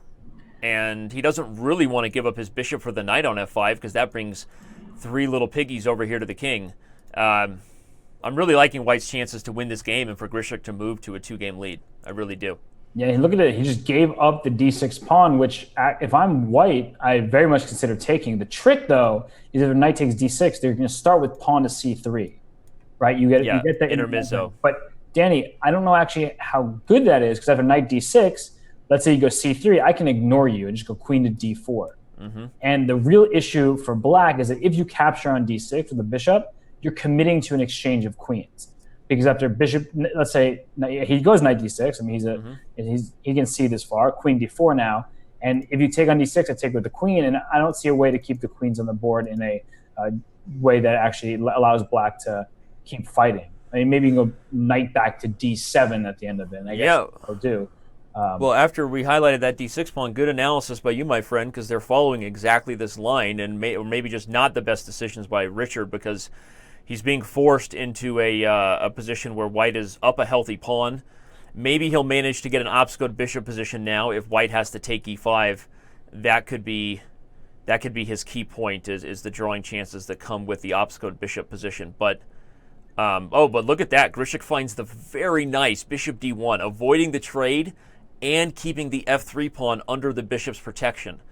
And that's exactly what I was going to say to you. I think that Rapport missed his bishop d1 move, and I'm sure Grishuk didn't foresee it, but it obviously is a good move. And now the problem for black is you need to get your knight to c4, but I'm about to capture your knight. Like pretty much no matter what move you're about to make as black, White is going to respond with bishop takes e5. And especially with the rook on a8, after bishop takes e5, in fact, I would have even played this before capturing on b2. Bishop takes e5, rook takes e5, then pawn to f4. And the point is that bishop f3, you can't capture rook takes e4 because bishop f3 skewers on that long diagonal. So I would have probably now he can do it. So I would totally do it right now. Bishop takes. I think he's going to capture e5. He would like rook d5, which would be a fork, but as Robert said, everybody knight to c4 with check would save the day. So we expect Grishuk to take on e5 and play a 4. And just to go back to Robert's point about why bishop d1 was so good and why Rapport probably missed it, if we get a same color bishop ending, that's a big difference than an opscode bishop position because the converting pawn advantages is much easier when you have the ability at some point to directly challenge. Oh, he goes for rook d5. We'll see what he calculated deeper than I did on the quick dismissal of it because of the check. He's saying he likes this, and he actually feels like he's going to unwind and maybe have a new target. So, interesting by Grishuk. Obviously, I think he would have been just better with your idea, bishop takes e5 and f4 as well, Robert. But I think White is still in the driver's seat here, up a pawn and possessing the bishop pair. Absolutely, and actually White can still consider launching an attack on the king's side. Just because queens aren't on the board doesn't mean you can't make a move like pawn to g6 just to open or pawn to h6 and try to create some dark square problems, right? Exactly. Pawn h6 is really great, not because you're going to deliver an immediate checkmate, but you're actually committing the black rooks to the back rank, right? Right. There's no safe way to create space for that king such that there's no back rank problems. But if you see what Rapport is doing, he's ignoring it and going for this a2 pawn and hoping that if he captures this pawn, maybe he can start pushing his own pawns down the board. So again, I really don't like Grishuk's decision. I think I agree with you, Danny, that he is better. If I were him, I would have taken the safer route and just taken on e5, played f4, played up a clear pawn, a very clean pawn. Whereas this position is actually anything but clear. Yeah, it's becoming tricky. I agree. I think white still has to be better here, but you're right that, if I was in black's shoes, I'd be much happier with what I've done here and the chance to create counterplay than I would have if I was just, being grinded out in a very simple ending. So we are in agreement there. I wonder how he's going to deal with the c file, because if he trades, black has more pressure on the c2 pawn and maybe even tactics like bishop b3, because this pawn is pinned to the king, everybody. So Rapport he looks a little confident, right? He raised his eyebrows right there. He's saying, all right, well, let's see what Grishuk does. Probably didn't have the best technique, and you can tell Sasha's a little frustrated. Look at that upper lip movement, right? Oh, look at that. Rapport's bobbing his head. He's entertaining the fans is what he's doing.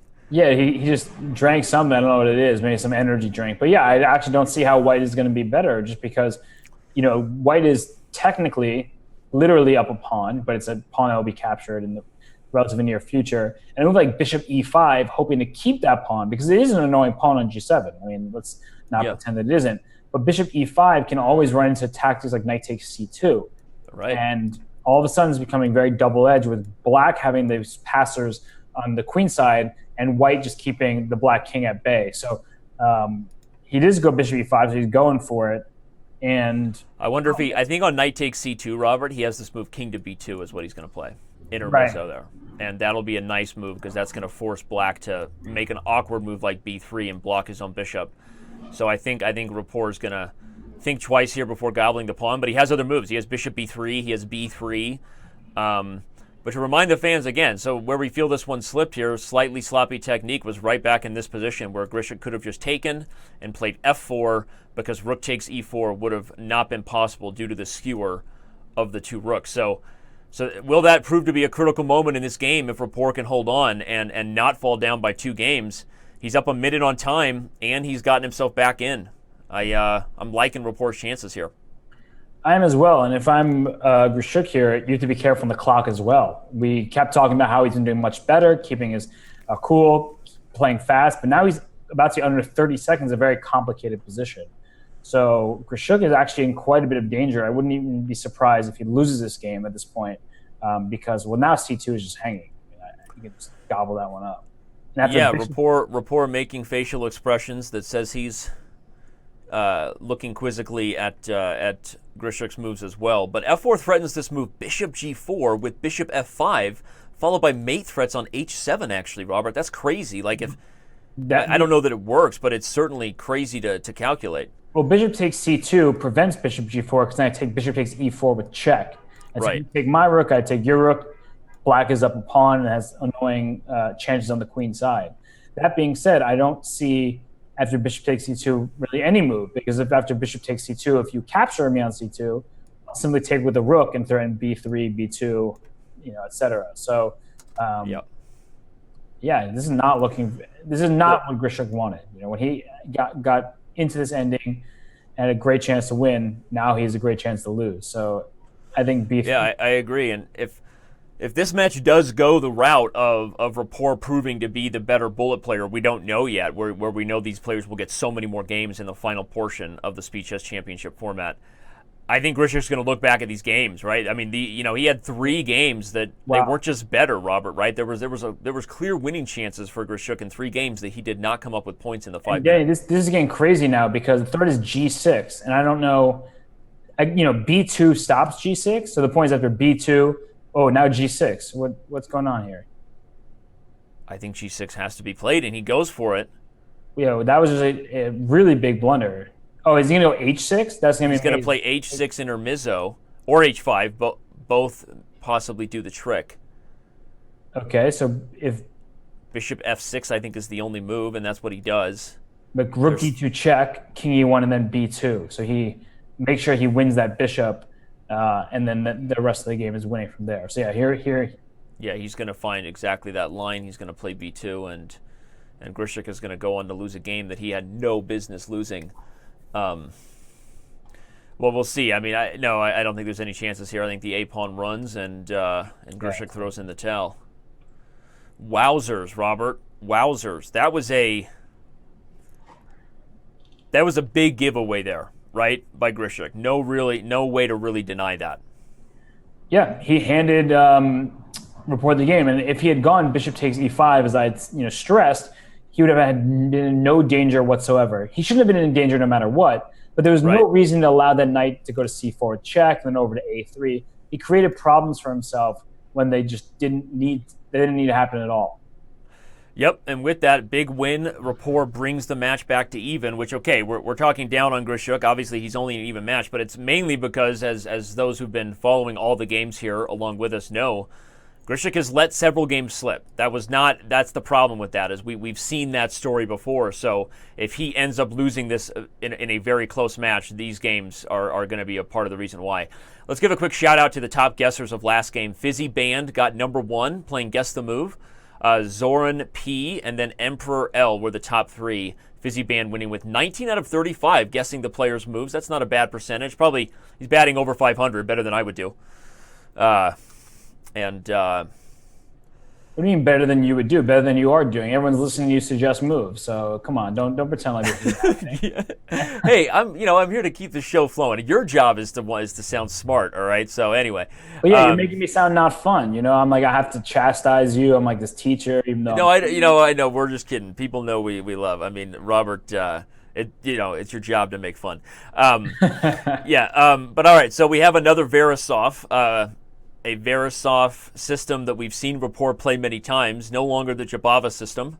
Rapport's actually played it in 8 over-the-board games. Oh, no, actually, that's a stat from Mike Land that was corrected. Rapport's wife, Yvonne, I believe is her name, right? Yes. Has actually... Yvonne is a very strong chess player herself. In fact, I know that Richard and Yvonne are actually in Germany. He's playing this from their hotel room because Yvonne is playing a tournament there. So Yvonne has actually played the Verisov many times. Maybe there's some family preparation there, right? Some home cooking from those two. Well, what's hers is his. I don't know. His is hers. I don't know. I'm not married. Right. It's you. Misukasa. I don't know. Right? Whatever. Yeah. But either way, it's not a very commonly played opening, especially at the higher levels. But Jabawa, someone who plays kind of just creative chess, someone like Rapport, they are known to play things like that are a little more slow and less theory. And it's just something where they can outplay their opponents. Well, after this game, we will be moving on. We'll take a quick break, and then we'll move on to the 3-minute portion because as the clocks show, this is likely going, unless somebody blunders in the next couple minutes, this is going to be the last 5-minute game. So the winner of this will take a 1-game lead, or we'll have a tied match moving into the faster time controls. So it only gets more exciting from here, folks. Thanks for tuning in to the 2017 Speed Chess Championship, sponsored by Masterclass. Head over to masterclass.com/chess to sign up early for Gary Kasparov's course. You should do that. They're supporting chess, and chess is awesome, and I think that course is going to be something special. So, all right, what do we got here on the board, Robert? Well, here we have a compromised pawn structure for white because they're double pawns on the queen side, but that's actually not necessarily a liability. The point is that white can consider going c3 to c4 at the right moment, trying to chisel away at the center. But black decides to get there first. And normally, if that pawn were on b2, I would not suggest playing a move like e5, because by doing so, that there's an issue with this isolated d pawn. That being said, in this position, the isolated d pawn is not that important because white has the worst pawn structure. Look at those double isolated pawns on the c file. So I think, I was about to say, white is going to get rid of the double pawns, and now we'll see that black has a slightly better pawn structure, but white has the much safer king. That king on g7 lost his fianchetto bishop, which means that there's some weak dark squares around, especially if that queen somehow gets booted from the e5 square. Yeah, not a lot of minor pieces for Rapport to be able to really expose those weak dark squares, but yes, tactics are always possible when you've got a king on an open diagonal like this. I think black's going to be a little better if the queens come off the board, right? Because you've got an endgame where white has 2 isolated pawns, black has none.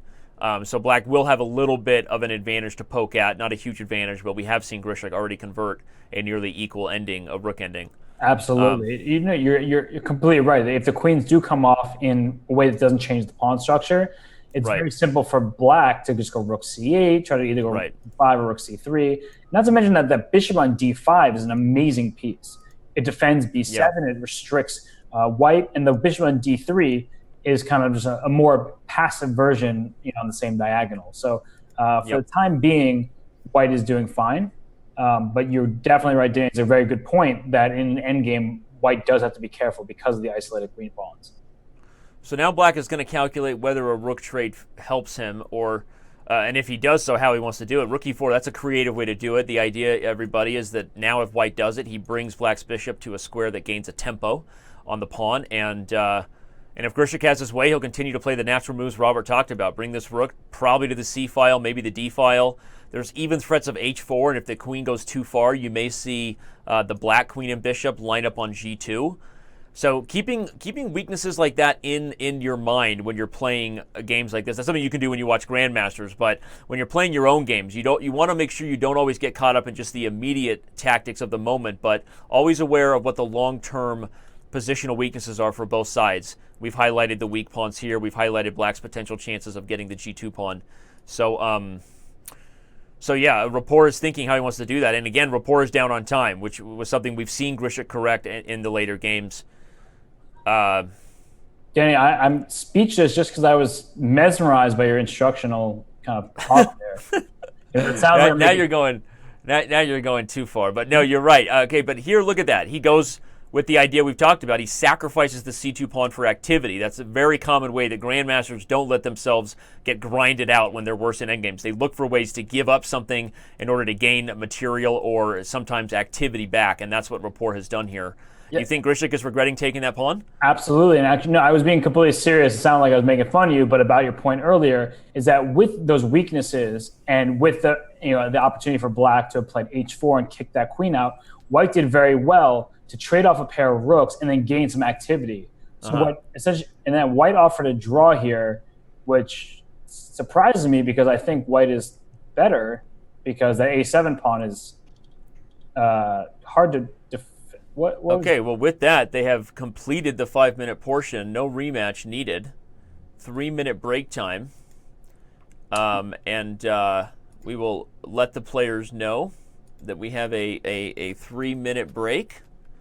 Sasha talking to me on Skype. Yes, that is right. Well, 3-minute break, and we'll have that clock start as soon as Sasha gets up because I expect him to do that. All right, and now the 3-minute break is on.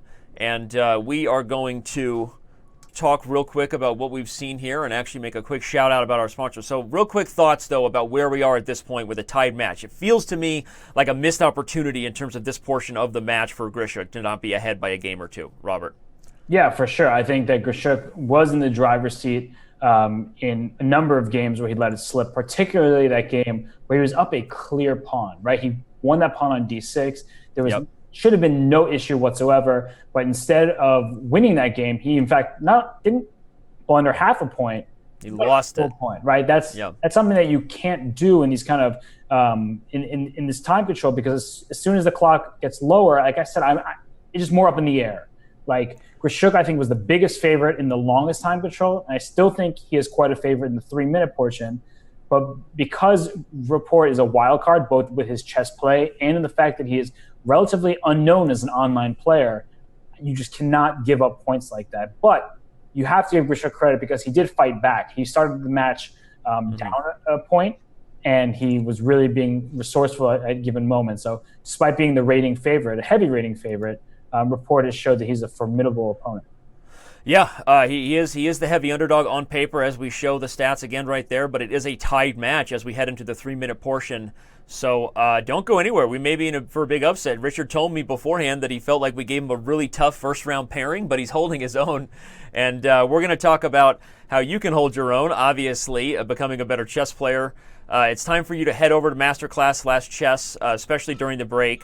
Take the opportunity to sign up early for Gary Kasparov's course as it comes out. We've said he covers so many things, not just basic tactics, but his approach during World Championship matches and even some secret opening novelties. We're going to give our sponsors a shout here real quick, and let you guys see what the course offers one more time before we start the 3-minute portion.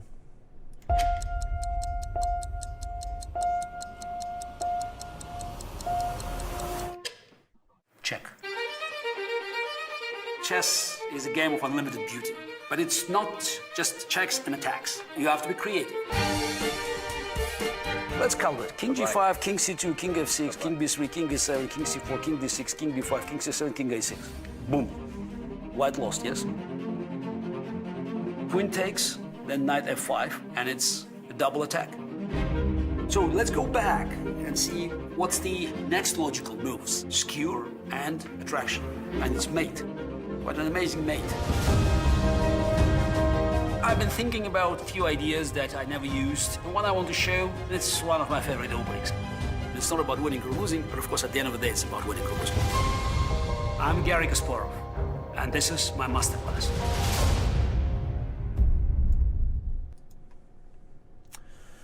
All right. Well, the players still aren't back yet. We have not started the 3-minute portion.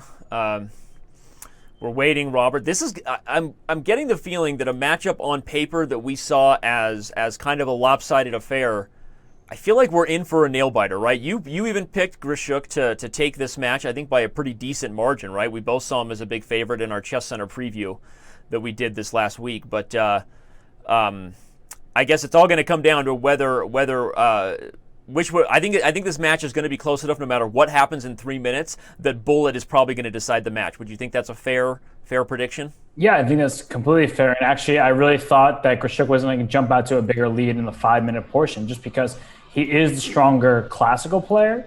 And for me, from my perspective, of course he was the World Blitz champion. He's an amazing blitzer. But I just kind of expected him to jump out to maybe a 2-game lead in that 5-minute portion and work from there, because psychologically it makes a huge difference. Now that Rapport is even heading into the shorter time patrols, he knows, I can keep up with this guy. He may be a World Blitz champion, but I'm quite a strong blitz player myself. So there was definitely a lot lost in that longer time patrol, but I still think Grishuk has to be the favorite. Just both on paper and because we've seen him in the Speed Chess Championship last year, was the GM Blitz battles. But he's a great player. But Rapport is showing that he is not to be underestimated. Absolutely. And what are we seeing here? Another John Bartholomew fan fest going wild, right? For the Team Scandi fans, we see this time the Queen D6 variation of the Scandinavian. But if you remember, Rapport that was one of the most lopsided losses, right? Rapport got it handed to him when he gobbled up a pawn on d4, the last Scandinavian. If he takes on e5 here and gobbles a pawn again, will we see a similar sort of gambit where Grishuk launches these pawns and Rapport gets in trouble? Definitely. I mean, if he takes an e5 twice right now, he actually loses his bishop on g6, right? Because white would just go f4, f5, and that bishop would be trapped. So instead of doing that, he played for the more solid, the sensible, I should say, knight d5. And after f4, well, you can just take this bishop on e3 and temporarily get the two bishops for black. But of course, that bishop on g6 might not last too long. Although, actually, after knight takes e3, queen e3, you can be tempted by bishop takes c2. But I think actually your bishop still gets trapped because after a move like rook c1, f5's coming next anyway. So it's a very complex position. I think that black is going to be quite cramped, and so he decided to take on c3. I guess he's putting his bishop, on e4. Mm-hmm.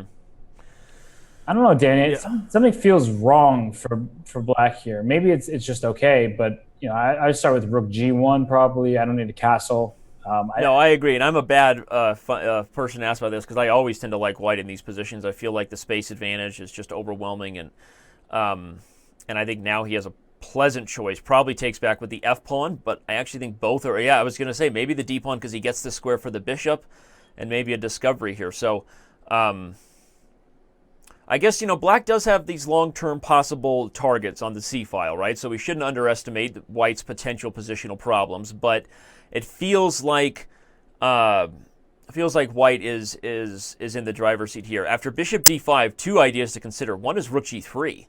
Well, and we know we've seen a rook lift before. The other is just c4 immediately. Well, why did he go bishop d5? Did he not have queen b2 there? I don't know if I'm tactically missing something, but queen b2 it looked like it hit the rook on a1 while simultaneously attacking the pawn on c2.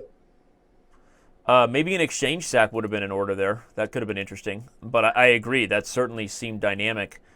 He goes for c4, that being Grishuk, and is met by bishop f3. But is this bishop going to find himself a little wandered too far, right, in the wilderness? If the queens are traded here, don't be surprised if a simple move like king f2 just traps the bishop on f3. So black has to be very careful. In fact, black is in big trouble now because now the queens are exchanged. First, you can fix your pawn structure with pawn takes d3, but even bishop takes d3 looks plenty good because that bishop on c6, excuse me, I'm getting ahead of myself. The bishop on f3 is going to need to find some space, maybe by c5 and then bishop to c6, but that might be a pawn sacrifice as well. So here, you can choose between pawn takes d3 or bishop takes d3, but I think white is doing extremely well right now. Agreed, and if Grishuk converts this time on his extra pawn advantage, he should take the lead again. But he's choosing pleasantly between how to take back. I mean, the pawn capture seems by default what you would do. Okay, and eventually he does it because it fixes the pawn structure, everybody. But I think he was seriously considering whether he really liked the bishop potential on this diagonal. So he decides to fix the structure. Oh, I love that transition. Now, rather than just winning the pawn outright, he's going to bring this king to e4. And just, I mean, such a dominant king compared to black's. Yeah, that king and bishop has nice battery on the diagonal. King takes b7 would be nice if we could transform that into a queen. But more, speaking more realistically, I think just king comes to e4, you can go pawn to f5, and that huge spatial advantage is enough to give white a nice edge. So I would start with king. I'm trying to play mate right now, Robert, with my king, and the Chess.com server won't let me. It must be a bug, a Chess.com bug. Darn Chess.com bugs, right? I'm trying to play mate on b7 and it's not letting me. LOL. Anyway, so yeah, I think that white is better here. I think king e4 or a5 immediately because there's threats of rook to b5 and undermining that bishop's post. Yeah, is he going to play a6? Well, actually, I was thinking the move a6 is an option, but white can also just move the king to g3, take on b6, and bring the rooks to the a file, right? That's another idea that can be supported just because that bishop on g2 covers a very important a8 square. Absolutely. I like that idea. In fact, I think he has that idea in mind with g5, Robert. He probably sees his potential to break through on the queen side as one that it's hard for black to stop because black can't just get his rooks on the critical squares where he would be able to be ready for those things. The white squared bishop is so annoying. And actually, he might be ready to sacrifice an exchange with pawn takes b6, pawn takes b6, and at some point, rook takes b6. I wouldn't go for it, but you have to keep an eye out for that if you're black here, just to make sure that you don't lose the second pawn on d4 as well. But I don't know. Grishuk is going to have to prove it, though, right? I mean, Rapport is saying, I'm just going to sit tight, especially with Grishuk getting under time pressure. So what exactly the long-term play is here, if it's not the A-file, it has to be the A-file. But let's say white gets everything, right? White gets rook A6, white gets king B3, king A4, your move, right? Still, how exactly does white break through? So I'm going to put my king on A4, bring my rook back to B1, put my king on B5, bring my rook to the other rooks to A-file. This is actually getting very dangerous. In fact, if I'm black, I'm considering the move pawn to B5. Yeah, to just sacrifice my way out of it. And then put my rook on a7. But the problem is if you go pawn b5, I'm going to take with the pawn. And now I have a really dangerous passed pawn. So here, I mean, white's looking great. Rook a1 now. Yeah, seems pretty. Yeah, okay, wow. I love when I call you to the task and say, Robert, what's the plan? And you just, you know what you did right there? You made my day. I know, seriously, that's phenomenal a technique right there. White is showing exactly how you grind out a position where you are in control of all the critical access points and you can't be challenged. Super instructive technique here. And keep in mind that actually white should go at some point. We'll just put his bishop on c6. He did it now. Yep. He doesn't do anything because rook to c8. We blundered rook takes c6. What is he doing? I knew that was going to happen. I just had this feeling, and that's just man. Grishuk just shakes his head, blows out some air, lifts. He has not had his best chess going today. I mean, that has just been a very, very clear thing right now. And will he turn it around as the heavy favorite remains to be seen. But Grishuk, Grishuk has not had his most accurate chess going here, and that was just a blunder in a completely dominant position. Had White proven it was going to be winning yet? Maybe not, but certainly White was the only one who could win a moment ago. Danny, that is, well, first it's blunder of the week material. Let's just Chess Center reference. Thank you. But I understood his point. He wanted to put his bishop on c6 we can show it later, but the point was that he was trying to trade all the rooks to go bishop e8, right? Hit the pawns from behind. However, he definitely did not time it particularly well because, he just straight up blundered a piece. So unfortunately for Grishuk, he's going to go down a game. And it's really not, it doesn't bode well for him, Danny. I mean, Rapport is just showing that he is a very strong blitz player and he is resourceful. So, that's he's also benefiting from blunders. I am going to back up on the analysis board. Fans can follow Rapport's technique on the main board, but might as well show what you were saying. It's a very instructive idea. Robert was saying that if just a big trade happened, the whole point was that at some point at the end of these lines, this light square bishop pops into e8, and Bob's your uncle. White just completely destroys everything on the king side because of that light square pawn target. So the goal was a very good one, just a horrible miscalculation that Black doesn't have to trade. He can take here. And there you go. Black wins, and a lot of people playing Guess the Move. Can't even list the whole lot of them, but thank you for everyone who's here today, all the viewers, all of our followers, all of our subscribers, and all the Guess the Movers. Thanks for watching the Speed Chess Championship. Sponsored by Masterclass. Go to Masterclass/chess, and maybe you won't blunder like Grishuk did just there. That was rough, man. That was rough. Grishuk is giving away games right now, and you just can't do that. And what's actually particularly important about that last game is he played extremely well, right? He closed. Yeah, no, he grinded that game. We were just highlighting his light square dominance, right? Yeah, and he recognized that, and from the very get-go, he recognized that just because they're opposite colored bishops doesn't mean it's a draw. And I think a lot of lower-rated players and players who are just kind of starting their chess careers and they learn this concept, opposite colored bishop's always a draw. No, right. You can show the dominance when one bishop is passive and the other has future opportunity, that it actually can be very one-sided, as we saw in the endgame. So I think that Grishuk really exhibited great technique until he just straight up blundered a piece. So unfortunately for him, he's now down a game in the match. And in this position, I think psychologically it might be very difficult to come back because Rapport is he's I don't even know what to say about his psychology. He's just he does what he wants. Yeah, we've said he's a honey badger in terms of his opening style. Maybe he's listening to the YouTube honey badger video on repeat. Maybe that's his inspiration. But he's been resourceful. He gets all the credit for staying in those games, and you got to give your opponent opportunities to blunder. But the question will be whether or not these early losses affect things psychologically too, because it's still a one-game match, which means we look to be in for a pretty close finish, which always gets us all pretty excited. And again, we have another original opening. I was mesmerized by your recap of what was going on psychologically. I didn't even pay attention to the fact that we had our first kind of really weird opening, although, as was noted by Mike Klein, Rapport has played the move 1b3 35 times in OTB chess. So this is not that original for him to go for this sort of hedgehog double fianchetto position. Do I have any evaluation of what's going on here? Not really. I kind of like Black's position, to be honest, but what do you think?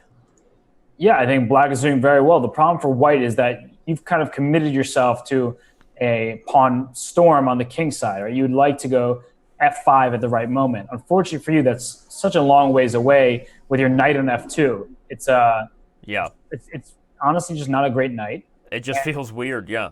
And Black is going to try to go to break on the queen side himself. You can go try to get c4 in there. It's like knight b6, go c4, right. And the pawns on d3 and c2 are actually kind of difficult to defend. So yeah, I definitely prefer Black here. I don't think White has great long-term strategy in the sense that you're not getting what you wanted to get in, and so Black is slightly better.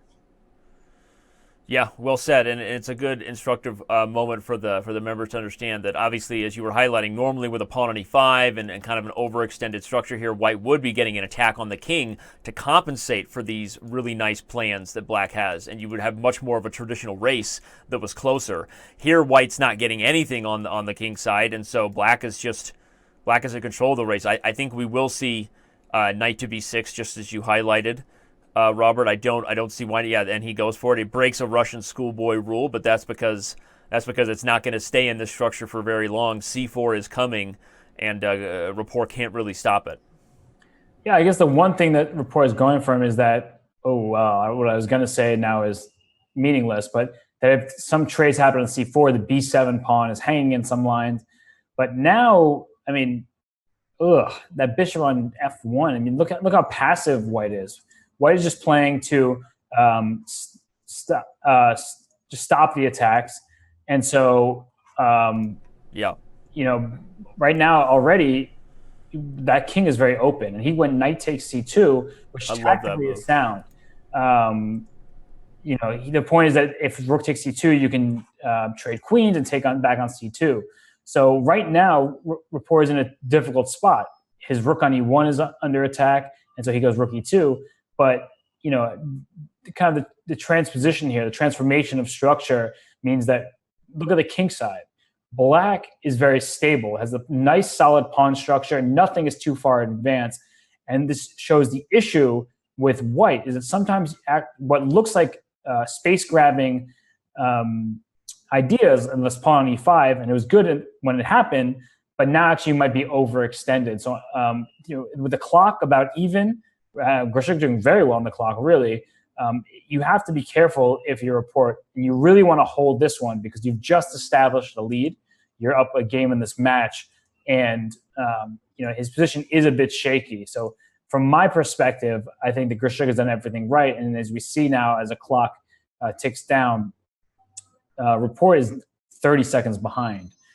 And let's see, you can capture on d2 and go knight e3. In fact, you can just start with knight e3. The point is after knight e3, you capture on d8. I'll just capture back with the bishop, and I'll get the two bishops. This pawn on a4 will now be a target because I can capture on c4. And so to me, Black now has a really, really huge advantage. And yeah, it's really not fun. I see in the chat people are talking about b3. I want to mention that one game that I remember with b3, I believe, is Richard Rapport against Ahmed Adli, and Rapport was White and played b3 and just got absolutely demolished. It was kind of the most ridiculous game you could ever see. So, it doesn't always work out for him, and right now we see that it isn't totally working out as well. So with the bishop pair, with the weak pawns on the queen side, two isolated queenside pawns for White. Black has connectors, and you're going to see the domination of the bishop over the knight, because that knight already has a very limited future, has a limited present, but will also have trouble in the future. And so, I think that there goes the a pawn, and what this means is that even if you could keep the c pawn, which you can't. Black is still much better because the outside pass pawn is always very strong in the ending.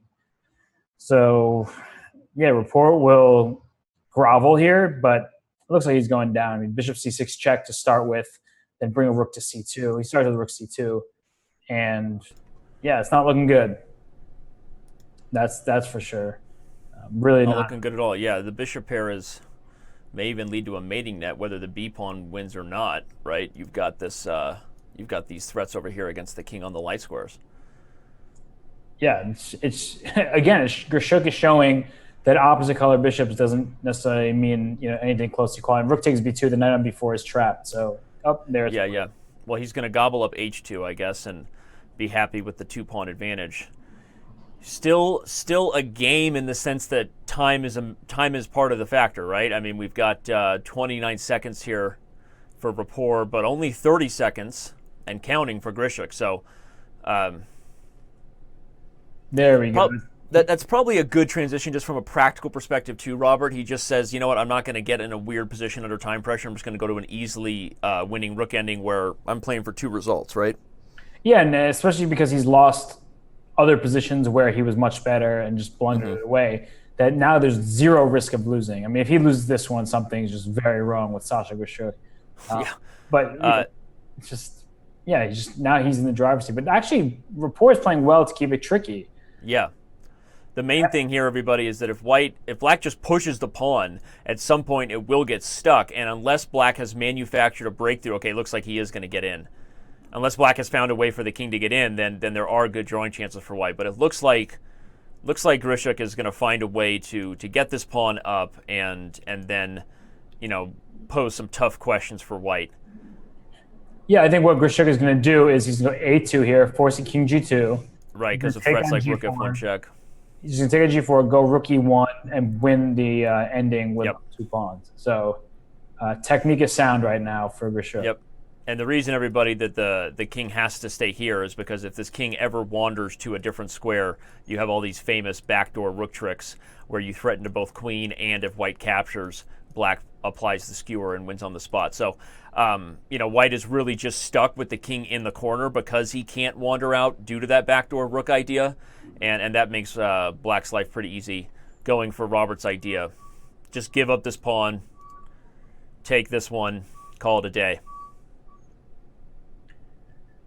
Yep, this is He's going to play it out, though, right? I mean, obviously he's going to play it out. It seems that Rapport is committed to that, just in case Grishuk does something silly under time pressure. Yeah, and honestly, just based on the match situation, I mean, again, I'm not familiar with Rapport's bullet chess, but if I'm him, and so far it's been all Grishuk in the 3-minute portion. Sure, Rapport won that first game, but I mean, let's be real, that was a Grishuk blunder rather than a Rapport win. And so, if I'm him, I might be just trying to milk this out, just get the, less time on the clock so that we can get into the bullet portion sooner. Yeah, and the clock Robert's referring to, everybody, if this is your first Speed Chess Championship match, is the big one ticking above the board there. 40 minutes remain in the 3-minute portion before we transition to the final section, which is the 1-minute portion. So as far as match strategy, Robert knows a thing or two about that, right? He's played in a couple of these types of matches on Chess.com. So, if he feels like he has a bullet advantage, Rapport you might see him play out a few more just kind of dead lost positions because, as long as the match is close, he wants to get game clock. It's kind of like, a team being up by 20 in the NBA and just passing the ball around, right? Just kind of getting the clock down, and you're playing 2 battles at that point, both the score and the total time remaining. Yep, absolutely. And we again see Team Scandi. He's making Team Scandi very proud.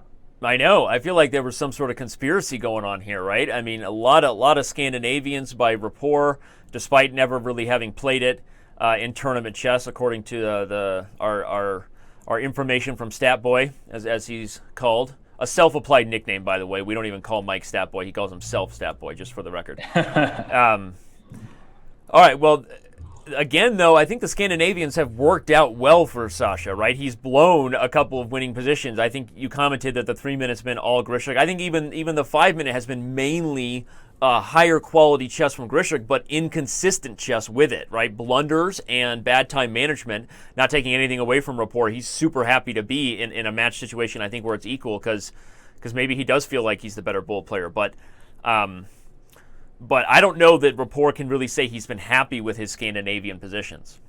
No, he might be happy with it, but he shouldn't be, because he's been getting many worse positions in these Scandinavians.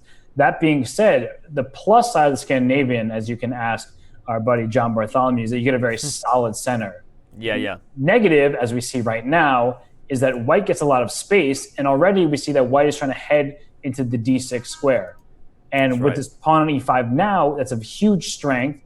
G5, look at that. And the point behind G5, everyone, is to threaten knight F6 check at the right moment. Oh, he's going to go for it. But is he going to go for it now is the real question. But can he just take on D5 and then play knight F6 check? We have to analyze this. Yeah. Knight F6 check.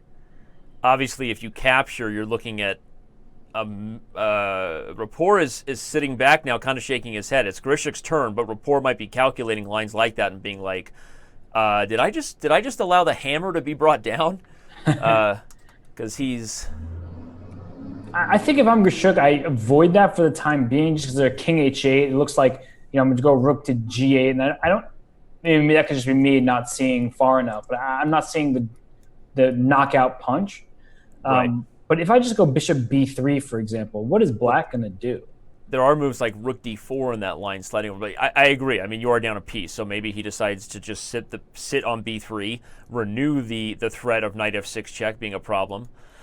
Even bishop to d3, Robert, right? Putting the bishop on that diagonal, that seems a little counterintuitive to close the d file, but that's certainly a move to consider when you have knight f6 check coming, right?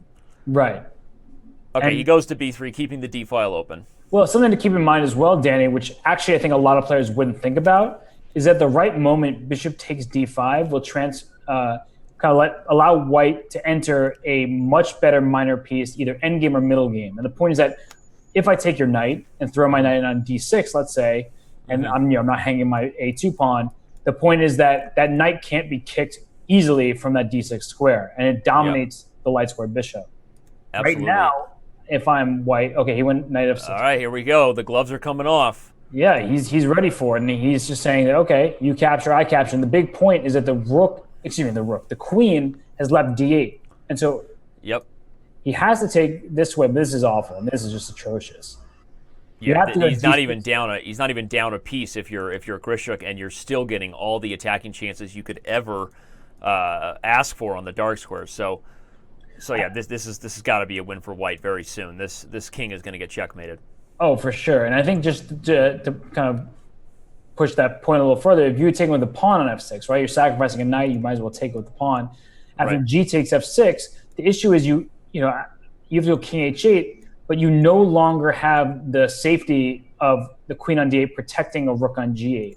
And so I can just put a rook on the g file, and you can't actually defend that file from, and you're essentially going to get checkmated. So Grishuk waited for it in a timely manner to make this attack with knight f6, and now queen h5 is not ready yet. Okay, so rook d4 is a smart move.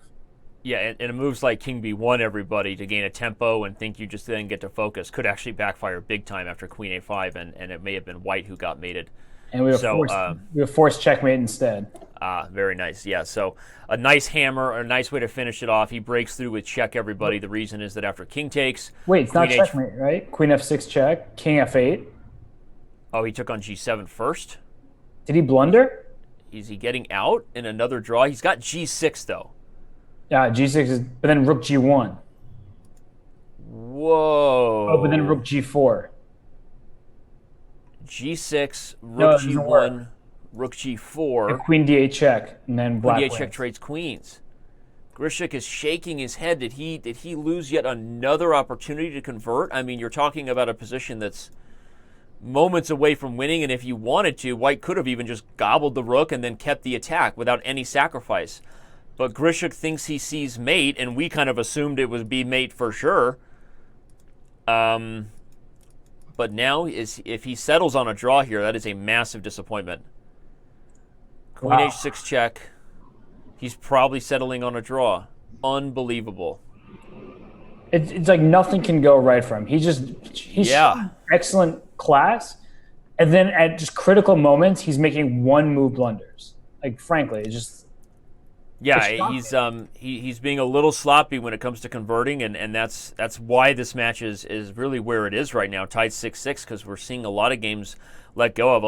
We're also seeing a lot of top guessers though. Ja Dude just won with 14 out of 25. Carlsen Ludwig, I'm not sure if that's a play on Magnus Carlsen and Jan Ludwig Hammer, or if that's just the name Carlsen Ludwig. It certainly could be.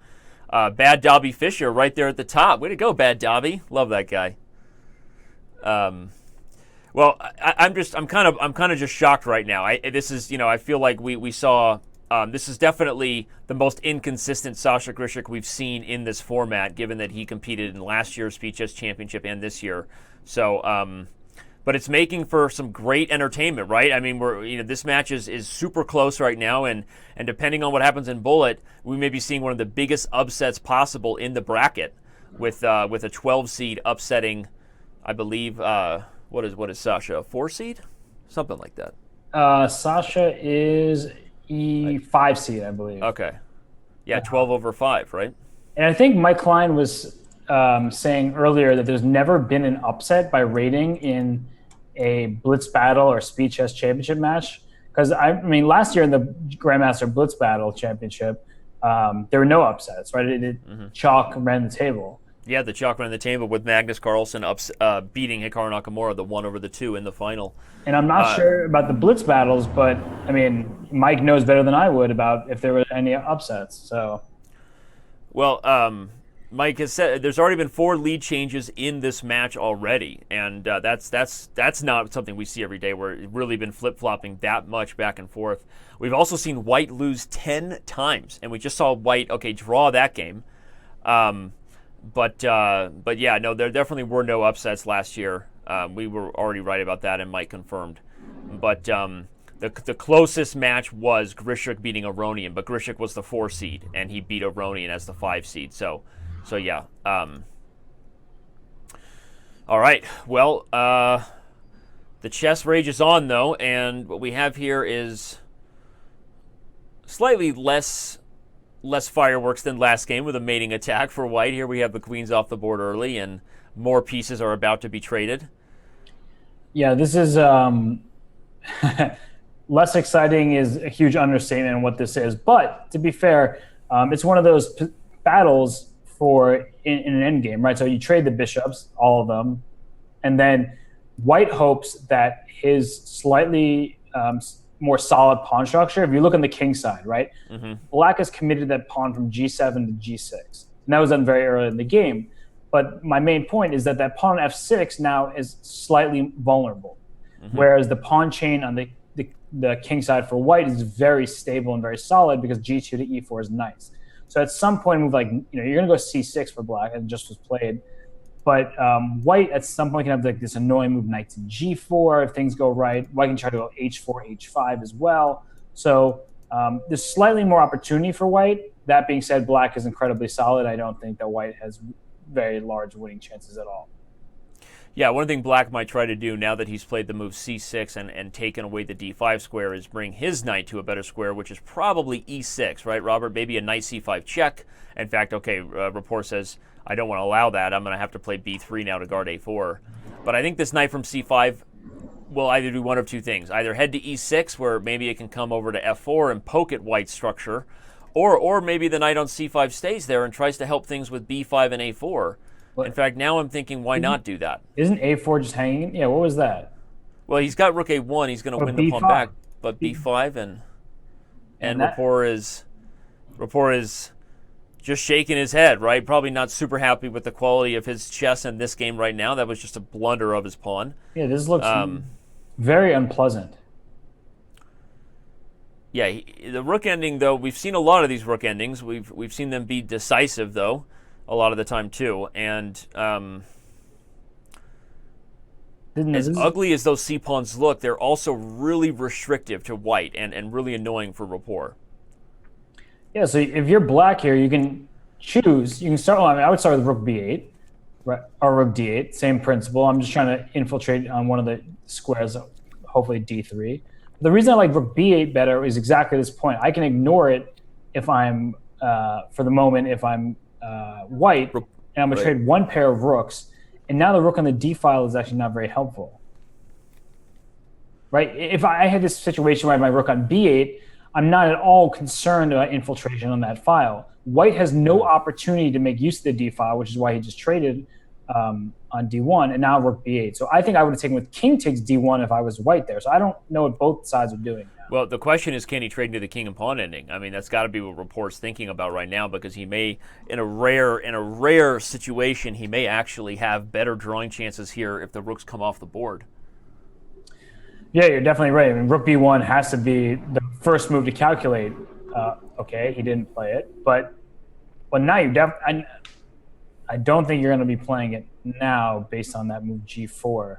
Yeah, that's exactly the kind of move that black would need to have infiltration opportunities in a king and pawn ending. So I actually don't like g4 at all. Oh, well, we're going to either learn something here, or Rapport is going to greatly regret the opportunity he almost... Oh, wow. So he's got this idea that if rook takes everything, after king f6, h4, he's keeping the black king out of the whole board. Right, and that's a draw. But I was thinking here going rook f8 if I'm black. Oh, but I guess you have rook b7 check. I was just trying to no, actually that's very unclear. Rook f8 here.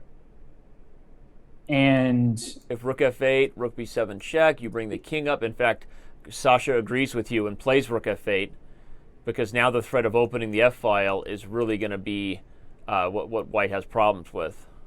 Yeah, and now if you take on f5, e takes f5, g takes f5, and go g5, which was the first idea that came to my mind, the issue is now black goes e4 and starts breaking free quickly. So he doesn't do that. He trades once and then takes h7, but that's going to allow black to get what we knew white was fearing, which is this rook on the second rank. But, white got a pawn back as compensation. Ooh, yeah, rook f4 is just better than what I was suggesting. In fact, I really like black now because this pawn's going to fall and this king is going to find a way in. Yeah, that's a very important nuance there, is the fact that the e4 pawn falls, the king can get in. And so if you're white, you consider a move like rook a7. Okay. He didn't. I think rook a7 might have been better. I agree with you there, partner. I think maybe that was missed by Rapport getting under time pressure. It's still a position with drawing chances for sure for white, despite being down the pawn. Because black has trouble. If he stays committed to this pawn on the h-file, that may allow white to bring forward the king. Yeah, if I'm black, I'm going to try to... Yeah, this should be a draw. The problem is the black king has nowhere to go. So you have the black king needs to get here, right? It needs to get on the e-file guarded by his own pawn on e5 from checks. And he's going to try to do that. He's going to try to rush the king up the board now. Oh, you went to c5. Now, how do you make progress? I'm not sure. Right? Can't white just go king e2, king e1, king e2, king e1, and there's no way to do anything? Oh, wait a second. We just saw a transition. Rapport gives up the h-pawn for the e-pawn. I guess the point was that there would have been, at some point, this would have had to happen anyway. Well, actually, I don't even know why that's true. That's not true. I don't know. I was looking for the same thing. I think you were looking for some sort of zugzwang where white would have had to give up the h-pawn for the e-pawn, but I didn't see exactly how that would be the case. They did draw. Not even, that game felt like it was so back and forth. I'm not even sure who a moral victory that is for. I think every game that goes off and the match stays even is a moral victory for the underdog, right? That being Rapport. But Grishuk was again in the driver's seat and was unable to convert. So I guess on two levels, it's a victory for Rapport. Yeah, Rapport, well, he just blundered that a4 pawn, missing b5 by black. So he's definitely overlooking some things, but he should be proud of himself in the sense that he is so resourceful. And now he's playing an old favorite of mine, so I'm very interested in this game right now. Black should go knight g6, eventually go bishop e7, and think about going bishop to g5. That's one way of playing it. He does go knight g6. I have a lot of experience on the black side of this opening. Ooh. Yeah, this is also a possibility, just because, we've talked about this a bunch of times. Knight on the b3, b6, g3, g6 squares. Right, not ideal. Not ideal, so he decides to get rid of it right away. Interesting stuff. So he's making this trade. So then, as someone who's played this structure a lot, give the fans the quick synopsis of what both sides want to play here, what they're playing for. So white is hoping that the huge center will provide what in the world, right? That was a roll of the dice, dropping that pony on g2 like it's hot. Wow. OMG, as the kids say. I don't know that I like that idea for black. I know this looks good to take away the right to castle, but I have a hard time believing that knight is gonna make it out of there alive. Yeah, that was definitely a fascinating decision. Fascinating decision that it's somebody who's played this a lot doesn't approve of. I can tell by the tone of your voice. So you know, this changes the game when you get a knight on g2, and I was just going to say, now you don't want to take back on e5 if you're black because the queens are traded, and now white's king is not in danger at all with the queens off the board. This knight just looks more and more like it wandered too far into the wilderness. So what's going on here? Just blunder chess today by in this game by Rapport.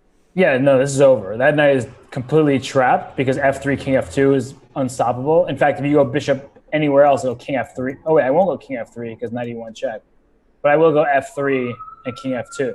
Mm-hmm. So, but I mean, earlier to answer your question, what the strategy was, black is hoping that by making some trades, that over several moves that you can equalize. You can neutralize white's initiative, and then once you've withstood that, you're able to have a very solid structure. White, on the other hand, was hoping the big center, the quick piece development would be enough for an advantage. But this knight g2 stuff, I can't even, I don't have the words to explain it.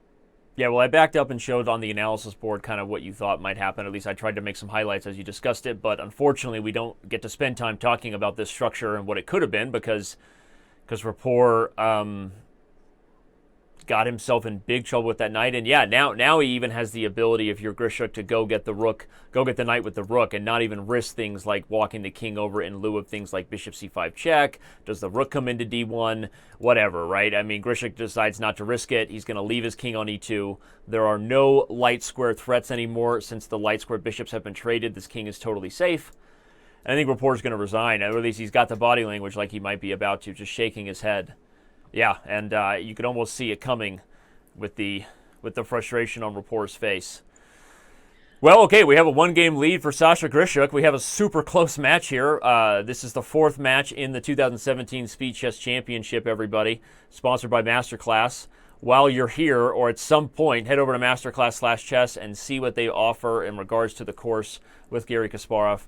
And make sure you check it out and give our sponsor their due with everything that they're putting into this event, and we're super excited to have their support. All right, what do we got here? We've got we got a Trompowsky. So I think Rapport, it's safe to say, just loves playing queen's pawn openings where he develops his dark square bishop early and often. He's not biased to whether it's the Trompowsky, the Verisov, the London. He just loves himself a bishop on the dark squares. Yeah, and he's just loving the offbeat openings. And actually, I was looking at his camera because he was like pulling his hair out. He's clearly very upset with himself over the last game. And it's just unfortunate to go from an even score. And sure, you've been outplayed in a bunch of games, but still an even score nonetheless. And then going from there to just losing in 16 moves. And that gives your opponent a lot of confidence. Like Grishuk knows as the game has gone on, he's become more likely to mess up, honestly, to blunder.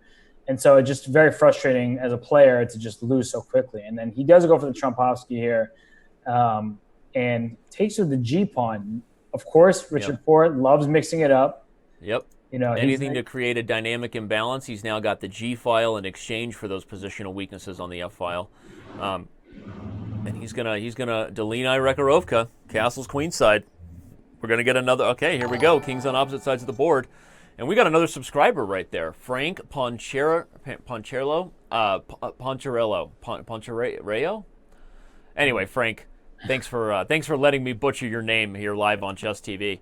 But thanks for subscribing and supporting our channel. Really love it. So queen b3. The point is, if queen takes b3 here, after knight takes b3, black is in a little bit of trouble because now bishop takes f6 is a big threat for two reasons. So he didn't take on b3, but just to emphasize the point, that after queen b3, knight b3, the threat is bishop f6, and you wouldn't be able to capture back with a bishop on f6 because the c5 pawn would be on pre, and of course, by going bishop takes f6, the d5 pawn would have been under attack. So that is why Grishuk decided not to capture. And that's a very important point in general. You want to keep the tension. You only want to release the tension when it favors you, but by exchanging queens at the previous move, that definitely would not have favored black. So Grishuk. Speaking of keeping the tension, right? Grishuk does the same, right? Yep. Brings the rook to d8, and they're both kind of fighting for the right moment to swap queen. And I like it's not position. It's not exactly the same appropriate reference in terms of a game of chicken with Kevin Bacon, but pawn tension is similar to rook battles on the open file, right? Often it's better to build up and not be the first one to make that trade or to blink. And I don't know where Grishuk is going. Okay, he's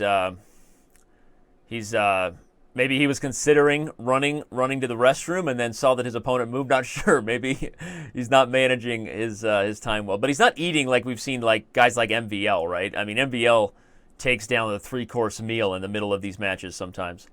Oh yeah, MVL has just a luxury platter in front of him every time with lots of fruit. But right now, if the queens get traded, for example, that favors black because of the pawn structure. The 3-on-2 on the queen side is better than the 4-on-3 on the king side, mainly because of the double pawns. It actually is very difficult without heavy pieces on the board or without queens in particular to create a pass pawn by going e4, f4, e5. It's just that pawns become ugly. However, with these pieces on the board, look out for the g file. Yeah, I was just going to say this move knight to e4 created several threats. One of them was rook takes g7 followed by queen takes f6, and that could have been lights out, everybody. And that's exactly why Grishuk plays the move knight to d5, which defends the f6 pawn. And if a trade on d5 were made, now the queen would be defending the f6 pawn. So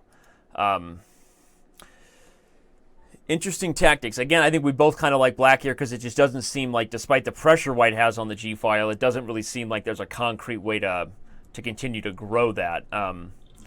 There doesn't seem to be a concrete way here for white to increase the pressure on the g file and avoid the threat here on the queen and avoid making trades. Starting to feel like Rapport is getting himself in trouble this game, and he is now down 30 seconds on the clock. So the 3-minute portion has kept us on the edge of our seat. Right away, these guys have less time than they did for the first hour of the match, right? And this is going to be another time pressure affair in this one. Yeah, no, for sure. I mean, just look at that decision, though. Queen b3, a6, queen a3. So I guess he is hoping that black will overextend and blunder a pawn. I like moves like knight b4 here. What if he goes for it, right? I mean... Yeah, knight b4 looks great. It's a little crazy. Okay, b5 may be just as interesting, but I would be worried about the c5 pawn hanging and then whether white could support the pony with moves like b4. As crazy as it is to take a pawn like that on c5, and probably it is crazy. Yeah, knight takes c5, I'll go b4 myself as black. Yeah, a little intermezzo there. And that way I prevent you from defending that piece. So instead it was queen a5, and he pins the bishop on d5. Rook d7 takes care of that problem. Now there's no longer this X-ray tactic where both the queen and rook were eyeing the d8 square, everybody. So white is 40 seconds, black is a minute. So black is still doing well on the clock. That's Grishuk. But now it's getting complicated because bishop takes e4, rook d7, queen d7, pawn takes e4. The pawn mass has changed towards the e file, but again, the 3-on-2 on the queen side feels favorable for black, especially with both kings feeling a little bit of pressure, especially the white king. Honestly, at the end of lines like that, it's okay. Queen to d3 is possible. It may be met by moves like queen to c7. We're actually in that position live on the board, the game, so we'll continue with that. If queen d3 is played, queen to c7 maybe. So Grishuk decides, I'm going to take my time, a little prophylaxis here, free my back rank, and Rapport stays on the queen side with the move queen to b6. Okay, here comes rook to d8. Yeah, black now is a very promising looking position, but maybe queen to d2 is a threat. Exactly, I was saying a3. The point is to get that king to safety, but it's going to be very difficult when black can go c3 at any moment. Yeah, Grishuk was immediately ready. Look how fast he played the move c4, right? He is zoned in right now. You see his eyes darting pretty fast. He played c4 immediately after a3, which threatens maybe c3 right away or queen infiltration first, and then ideas like c3. Rapport's got some problems to figure out here. He plays king b1. Yeah, queen d3 check looks good. Like you were... Yeah, I like queen d3 check. This reminds me a bit of the game where Magnus Carlsen recently beat Wesley So at the Norway Blitz, the Altibox Norway Blitz tournament, where at some point, despite the heavy pieces being even, blacks were just much better at creating aggressive counterplay on the queen side and on the d file. Is he going to play c2 next? Get a pass pawn? Probably not. Probably just gobble b2 and open things up. Seems to be the most principled thing to do. Yeah, he does that. Queen d1 instead of taking on b2. I don't know if it worked out, but queen d1. Oh, yeah, that would have been... Oh, actually, that worked. That looked like a really funny combination. We got to show the fans that. Queen to d1, everybody. Robert's brilliant idea is that after takes and takes with check, king a2, black would have c2. And suddenly the queen, despite having checks, doesn't have anything in terms of stopping black from getting a queen. So that would have been really interesting. Yeah, but still in this game, because of white's weak king, black is much better. In fact, now black might... Looks to be winning, but... Yeah, because queen f1 takes f... Well, you can't take f2 because then... you can't keep queen e1 check. Or queen h4. He finds another way to defend the rook, and in both lines... Grishuk is still in the driver's seat with this king just being exactly where you don't want to be when there's still queens on the board, and that's naked and afraid. That's a show, isn't it? Naked and afraid in the middle of the board. Yeah, no, this is... But still, it's one of those positions where it's easy to mess up for both sides. Yeah, a lot going on here now. Is he getting himself... He gave up another draw. Grishuk is absolutely shaking his head at himself. The reason, everybody, is that king to g6, king to f5 would allow queen e4 mate. So in this position, if the king runs out, then the queen was going to e4 with mate. What another phenomenal save by Rapport. He gets so much credit for that. I mean, his king, as I said, was Fox's new show, right? Naked and Afraid. I don't even know if it's on Fox, but his king was in the middle of the board. He was down pawns, and Grishuk lets yet another game slip through his fingers. Yeah, that's very disappointing, and I'm sure that, give Grishuk 10 more seconds, I'll see queen d1, but under the heat of time trouble, he just couldn't find it fast enough, and it's easy to sit in my seat and find a tactic like that. Much more difficult when you're playing under the stress of the clock. So here Grishuk, again, facing this weird modern thing, instead plays f3 this game and just is kind of going for a slower route. Yeah, I'm curious. We've been talking about Grishuk being the big favorite now, but I wonder if my staff could check. Obviously, we hold the bracket prize contest, so if you didn't fill out your bracket before the Speed Chess Championship started, then shame on you. You're missing a chance to win prizes. But how many people picked Rapport over Grishuk, I wonder? It's a 12 over a 5 seed. So anybody who plays NCAA March Madness, that's kind of a sexy pick, 12 over 5. Yep. But I don't know if it's the same thing in chess, right? I don't know how many people had Rapport pulling the upset over Grishuk. So if he does that in the bullet portion here, Robert, that's going to be a shocker, and they only have about 10 minutes left in the 3-minute portion to go. Yeah, Dan, I love me some March Madness, and that 12 over 5 upset, especially when Yale beat Baylor. I was there for that. I knew you were going to go Bulldogs reference. Hashtag I had to go unnecessary Bulldogs reference. No, ahead, that was very necessary. But unfortunately, in chess, I don't know what to say about that matchup. I still think Grishuk, he's got a game lead. He's a high-rated player. He's been playing better chess. So I got to go with him. But as I keep saying, when we get to the bullet, we've seen as Grishuk's gotten in time trouble, he's been blundering a lot, throwing away wins into both draws and losses. So once we get to that bullet portion, the resourceful report, who knows? Agreed. And I think not counting him out. What? I'm just not counting him out. Something just feels like it's Richard Rapport's day. Yeah, so far it's felt that way with missed opportunities by Grishuk and, just Rapport being very opportunistic, right? It's not all Grishuk that's blowing it. Rapport is really played well. Like we said in that last game, he played a position with the king in the middle of the board. He had no business swindling a draw, but he did it, right? And against super strong players like Sasha Grishuk, you have to be opportunistic, right? Because you're not going to get many opportunities. They're only going to give you a few, and you can't miss your chance to take advantage of things. And Rapport has not missed his chance in this match, so he gets credit. We only have 9 minutes left in the 3-minute portion here, as everyone can see the big clock ticking ahead. After that, we'll have a quick break, and then we're moving on to the bullet portion. Exciting stuff. We will.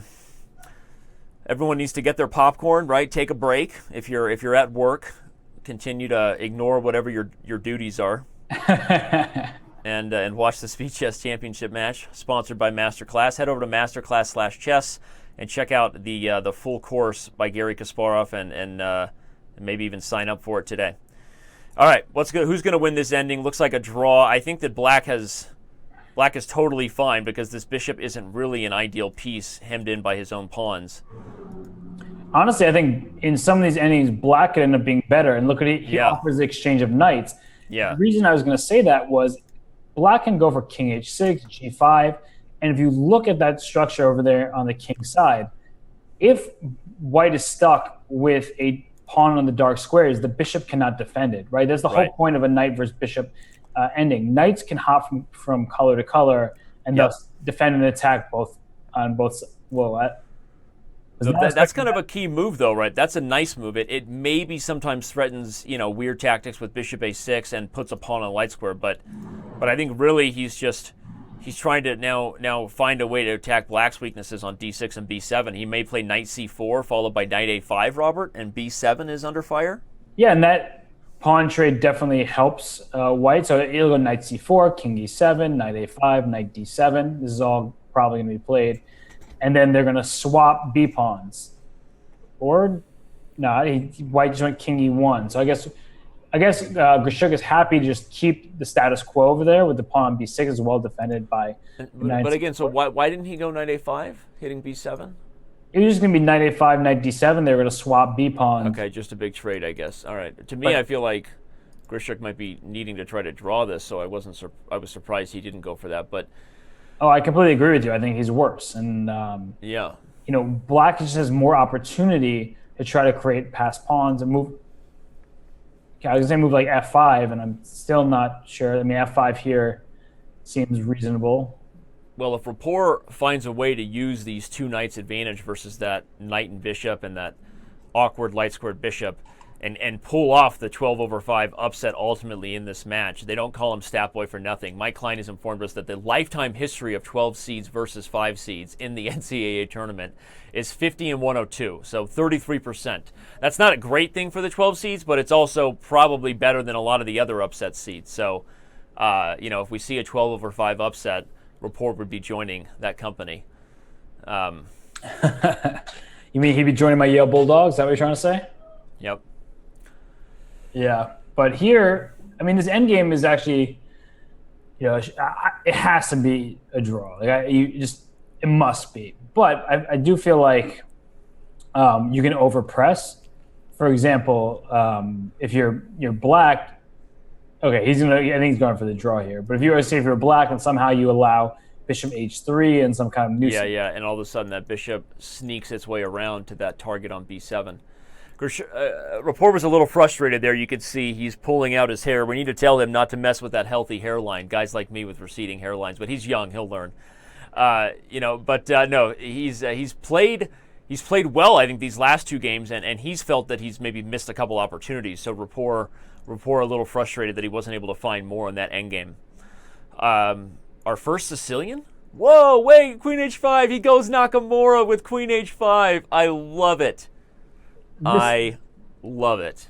Danny, if he's doing this in 3-minute and 5-minute games, I can only imagine what he's going to do when we get to the bullet. I know. We're going to see G4 on the first move. I bet we'll see it all. I mean, this is what Rapport's known for. I mean, he's been breaking principles since the match started. Kids, parents, cover your kids' eyes as far as chess principles. This is a rated R chess show, and Richard Rapport is not.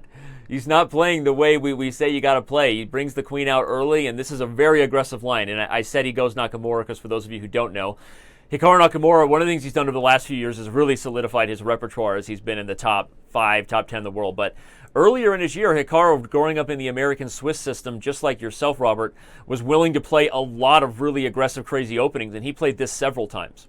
Oh, yeah, and I remember watching a online blitz match with Hikaru and just seeing him play this all the time. He's a very strong grandmaster, super-grandmaster. So it's something that, while it's often mocked, it's actually quite solid. It doesn't exactly give a clear plan to Black. And as we see already, Rapport is going for a break in the center. And look, Black had the two bishops, but immediately White can just capture on c6. And it's going to be slightly difficult for Black to castle. Firstly, you're 2 moves away. But also the pawn on h6 is a bit of a target as well. So if you're Rapport, actually, you're quite happy with how this game has gone thus far. Yeah. And Yeah, agreed. He seems to be feeling quite happy. He seems confident. Getting late there, I think, for both players. Yeah. As we move into the late hours of Eastern Europe, and Sasha playing from Moscow, Richard playing from Germany. I don't know exactly where in Germany, but in Germany. Yeah, wow. I didn't even think about what time it must be there. Yeah, it definitely is getting late. But these two, they're blundering earlier. They'll definitely be blundering more. But right now, I think that Rapport has done well in the opening. He's actually has quite a comfortable position. I think Grishuk will have to figure out, does he want to go G5 now, a move you don't want to play? Well, he's kind of forcing White's hand. By playing B6, he's literally threatening to move this bishop back and save it, which would be a very, very good piece on the long diagonal. So he's forcing Rapport to make his decision. Are you going to keep your strong knight and let me keep my bishop? Okay, he is. Or are you going to make a trade? I personally think that it was time to gobble up this bishop and for White to be doing just fine here.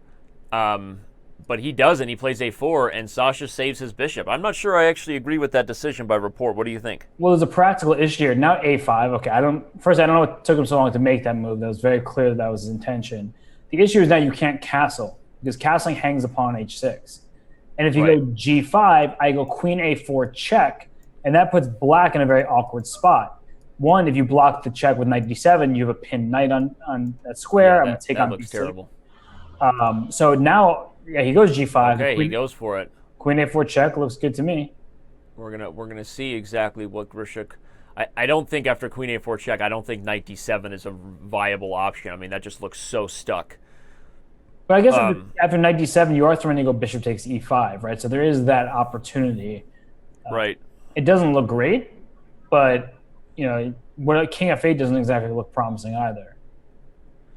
Yeah, I agree. King F8 isn't fun, and so I guess I'm wrong about that. Yep, indeed, he goes to D7, and he probably has intentions to part with the dark square bishop, despite those dynamic risks of weakening the dark squares.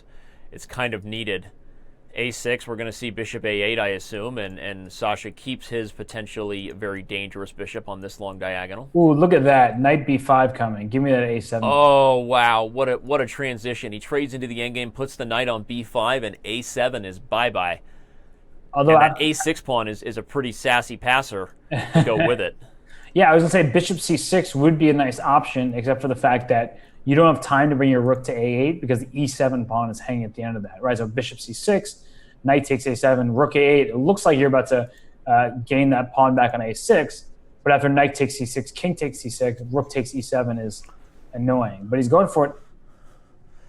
Yeah, I guess the real issue here is that if he plays A7, then the rook comes to A8, and White's going to lose that pawn. So Grishuk is down a pawn, but he's hoping to be able to corral that A6 passer before it gets any farther. Yeah. Yeah. Speaking of getting farther, Robert, it is right after this we will be transitioning into the Chess 960 game of the 3-minute portion and then bullet. So there's only 20 seconds left, but I don't think anybody's going to lose in the next 20 seconds. So this is it. This is the last 3-minute game, dude, and we're getting to bullet. We're going to find out what's going to happen in bullet. The questions won't need to be asked anymore.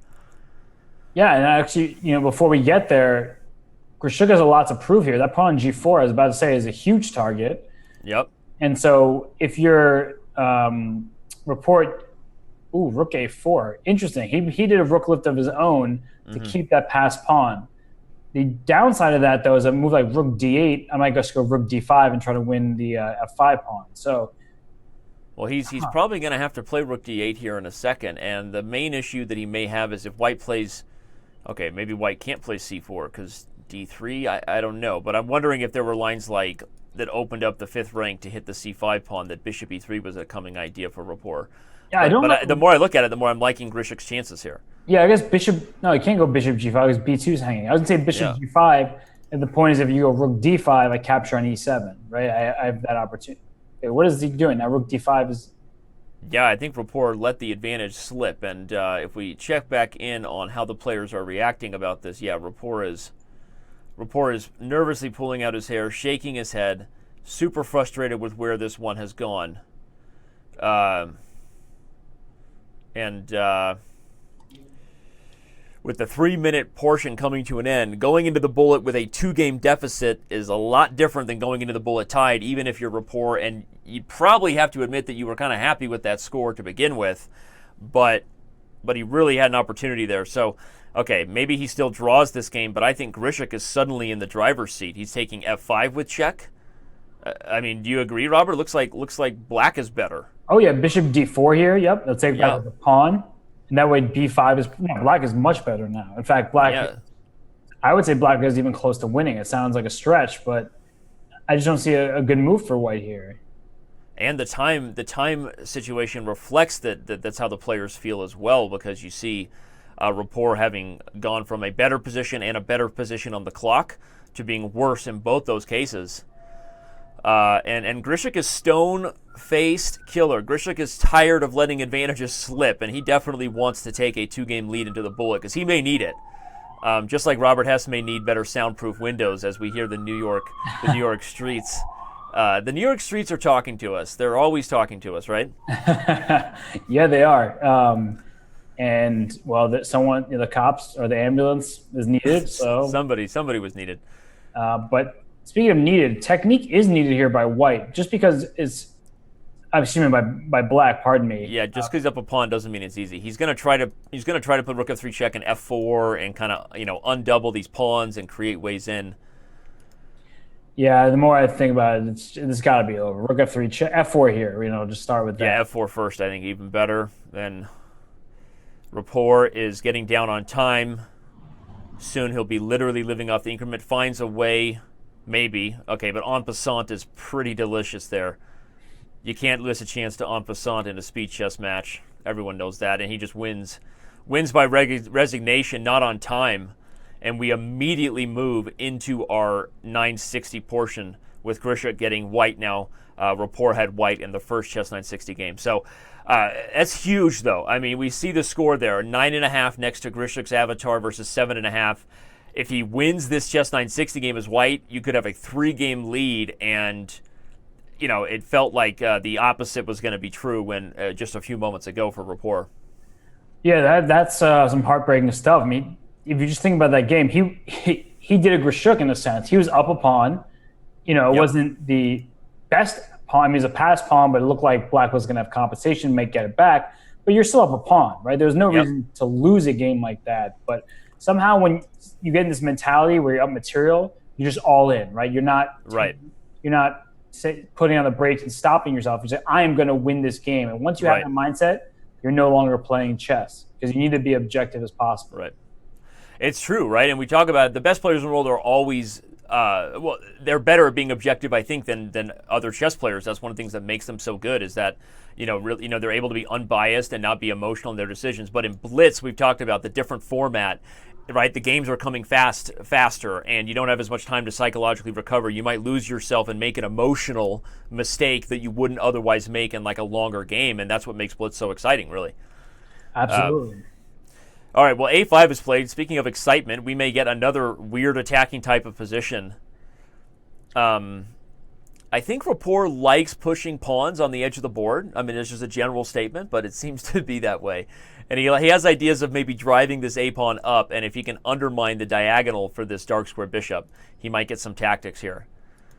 Yeah, no, I think he definitely loves pushing his pawns. He likes aggressive moves. So, oftentimes pushing the pawns will lead to an aggressive type of position. But you're right, like a3 here is tempting. The problem, though, is e5 is coming at some point, maybe even immediately, undermining the protection of the b7 pawn. So if you are Rapport, you have to be very careful that, with your king stuck in the center. I mean, it started in the center like this, but it's awkwardly placed. So you can either play b3 now as white, or you could even consider trying to maybe sacrifice that pawn and go e5. The point being that if a takes b2, just rook b1, and I'm trying to capture your knight on d6, and your pawn on b7 now is under attack. So it's an immensely complicated position. He did go e5, which is what I was expecting. Yeah, I was going to say that must be what Grishuk was calculating, and I was going to try to analyze it on the board before he played it, switching to analysis mode, but he played it too quickly. So we're going to find out. We're going to find out what both sides thought of this now totally nutty position where I feel instinctively like Black's king is going to get in a lot more trouble than White's. But Richard seemed confident there, Robert. I mean, he was just doing a little bit of the shuffle. He's bouncing his head still. He took a big chug of whatever that energy drink is, where he's probably crossing the legal limit for his age in regards to the amount of Red Bull he's sucked down. What? He's 21. Don't worry about him. He's 21, so he's allowed to go Hikaru Nakamura on that Red Bull. And all right, but he's still twisting his hair. He's still nervous. I mean, what happens on Queen B5 here? How about the threat of Queen to B6 checkmate? Queen B5, Rook B8, just in time. Oh, you silly, filthy little man. That's right. Okay, I can still gobble up this pawn, and I'm still on the attack, though. Yeah, Maybe. no, for sure. And at some point, White is going to consider a move like D4. But the problem is after Queen B5, Rook B8, Queen C5, Bishop D4, now your Rook on G1 is under attack as well. So, Ouchtown. You're right. Yeah. I actually am starting to like Black's position a lot. The thing is, Black is one move away, pawn to E6, from totally consolidating. And the A2 pawn is under attack. The pawn on B2 is a nice passed pawn. So I think Grishuk actually has gone wrong here. Yeah, and his time would tell us that you're right, because he's thought a lot about his last move and didn't play anything really that impressive. The B2 pawn is kind of a monster here, right? I mean, if he has tactics. He's attacking C7 and the rook here. But Rook E5 is... Rook E5 I don't like. Well, he had to play it, though, right? Unless he was going to sack the exchange. Sacrificing. Yeah, maybe he could have sacked the exchange on D5. Okay, Rook E5. Now, D6 seems to be safe. I mean, you're a little worried about undermining the knight, but you have the bishop there. No, he plays E6. Whoa. This is about to get really wild. Everything's defended. Rook F5 will be a threat. For example, Knight F6, Rook F5. I like this move, though, because it threatens Knight C4 in some positions. Knight E3. Okay, I know Rook F5 is in the air, even if I play Knight C4, but... Well, we're going to find out, right? Which will be stronger, the B2... Oh, castles! I love it! The Chess 960 spoiler. It's so funny because I totally forgot that castling was possible. And it happens, right? It just, not something you think about. Suddenly, White gets the king out of the chaos and has a much more traditional-looking position, and this king feels a lot more in trouble now than he did before. But look at the clock situation. Not only is there that passed pawn on B2, but Rapport's up over a minute on the clock and 22 seconds left for Grishuk. That's really tough in a complicated position like that. And that is... Oh, and what a nice move there. The point, everybody, is you can't just take everything, because at the end of this line, Black delivers the final blow with Knight E2 check. That is... Rook A1 is a really strong move. Forces King F1 to guard the square. Yeah, you're right, Robert. I mean, Grishuk's living off the increment. This could be a huge win for Rapport, right? Especially if we're in for a nail-biter, which we don't know yet what's going to happen in Bullet. But if this comes down to a game or two, we're already in decisive match situations here in these games. And I think Rapport just missed the move Knight C2 instead of Rook A2. I was looking at Knight C2. It looked like there were tactics there that allowed him to get a very promising position. But here, I mean, okay, still, look at that pawn on B2, right? That's a protected passed pawn. There's really no attack for White. So, I mean, here, Rook A1, right? Yep, game over.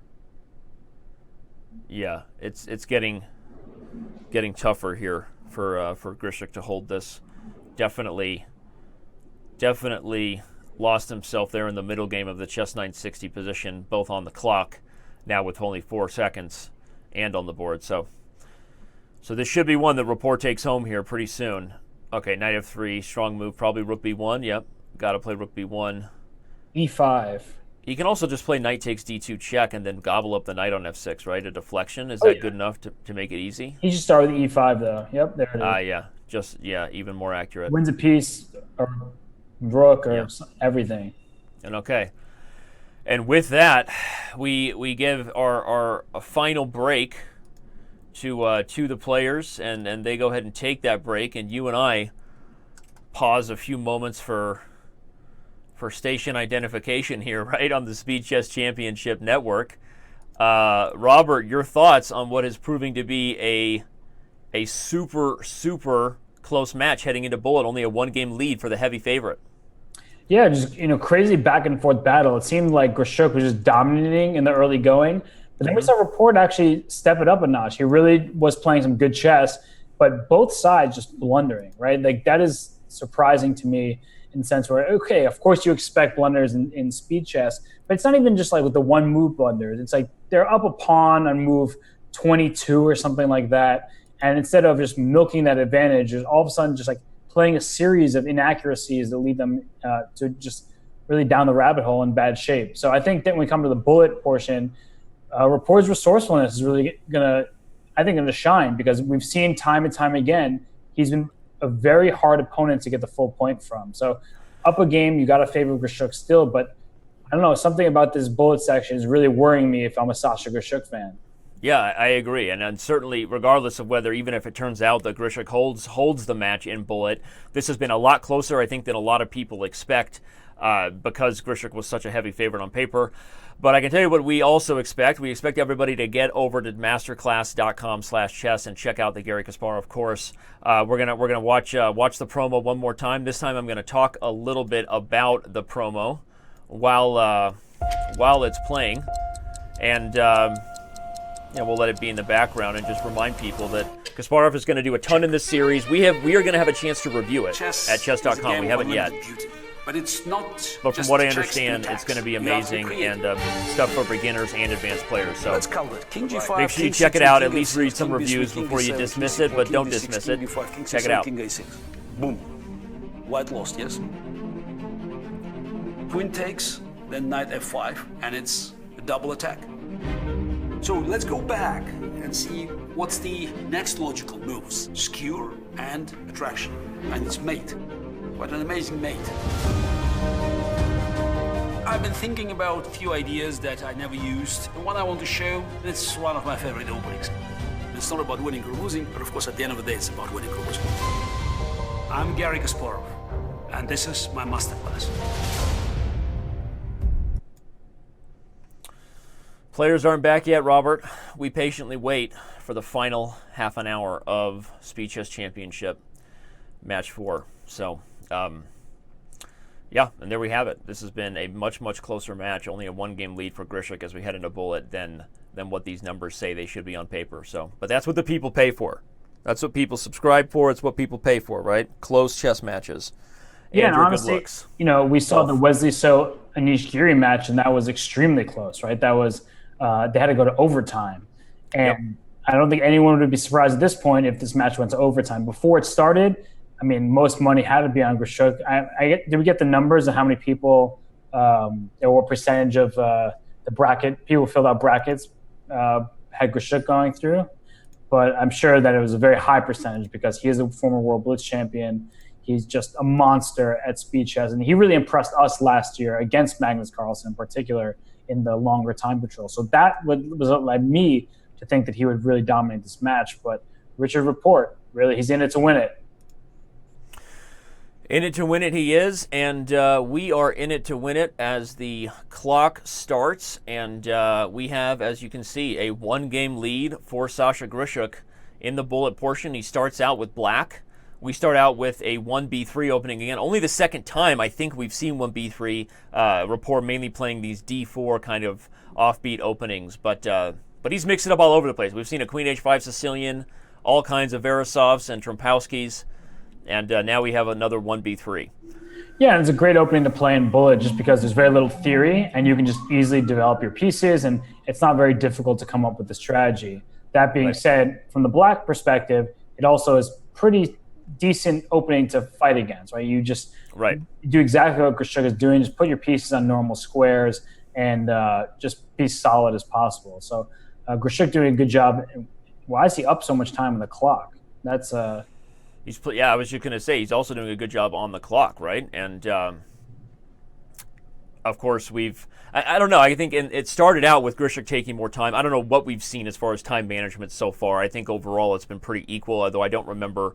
I think I remember early the time really affecting some games that maybe Grishuk could have had, but outside of the 5-minute portion, I don't know that time pressure has really decided that many games in this one. Yeah, definitely. And the one thing I will say about this position that's important to note, and it's hard to talk about as quickly as possible when they're moving as quickly as possible, but the bishop on h7 is often the worst piece on the board because it doesn't really have a future. The pawn on d3 completely blunts it. Whereas all of White's minors have opportunity to kind of improve themselves. That bishop on h7 often is just out of play.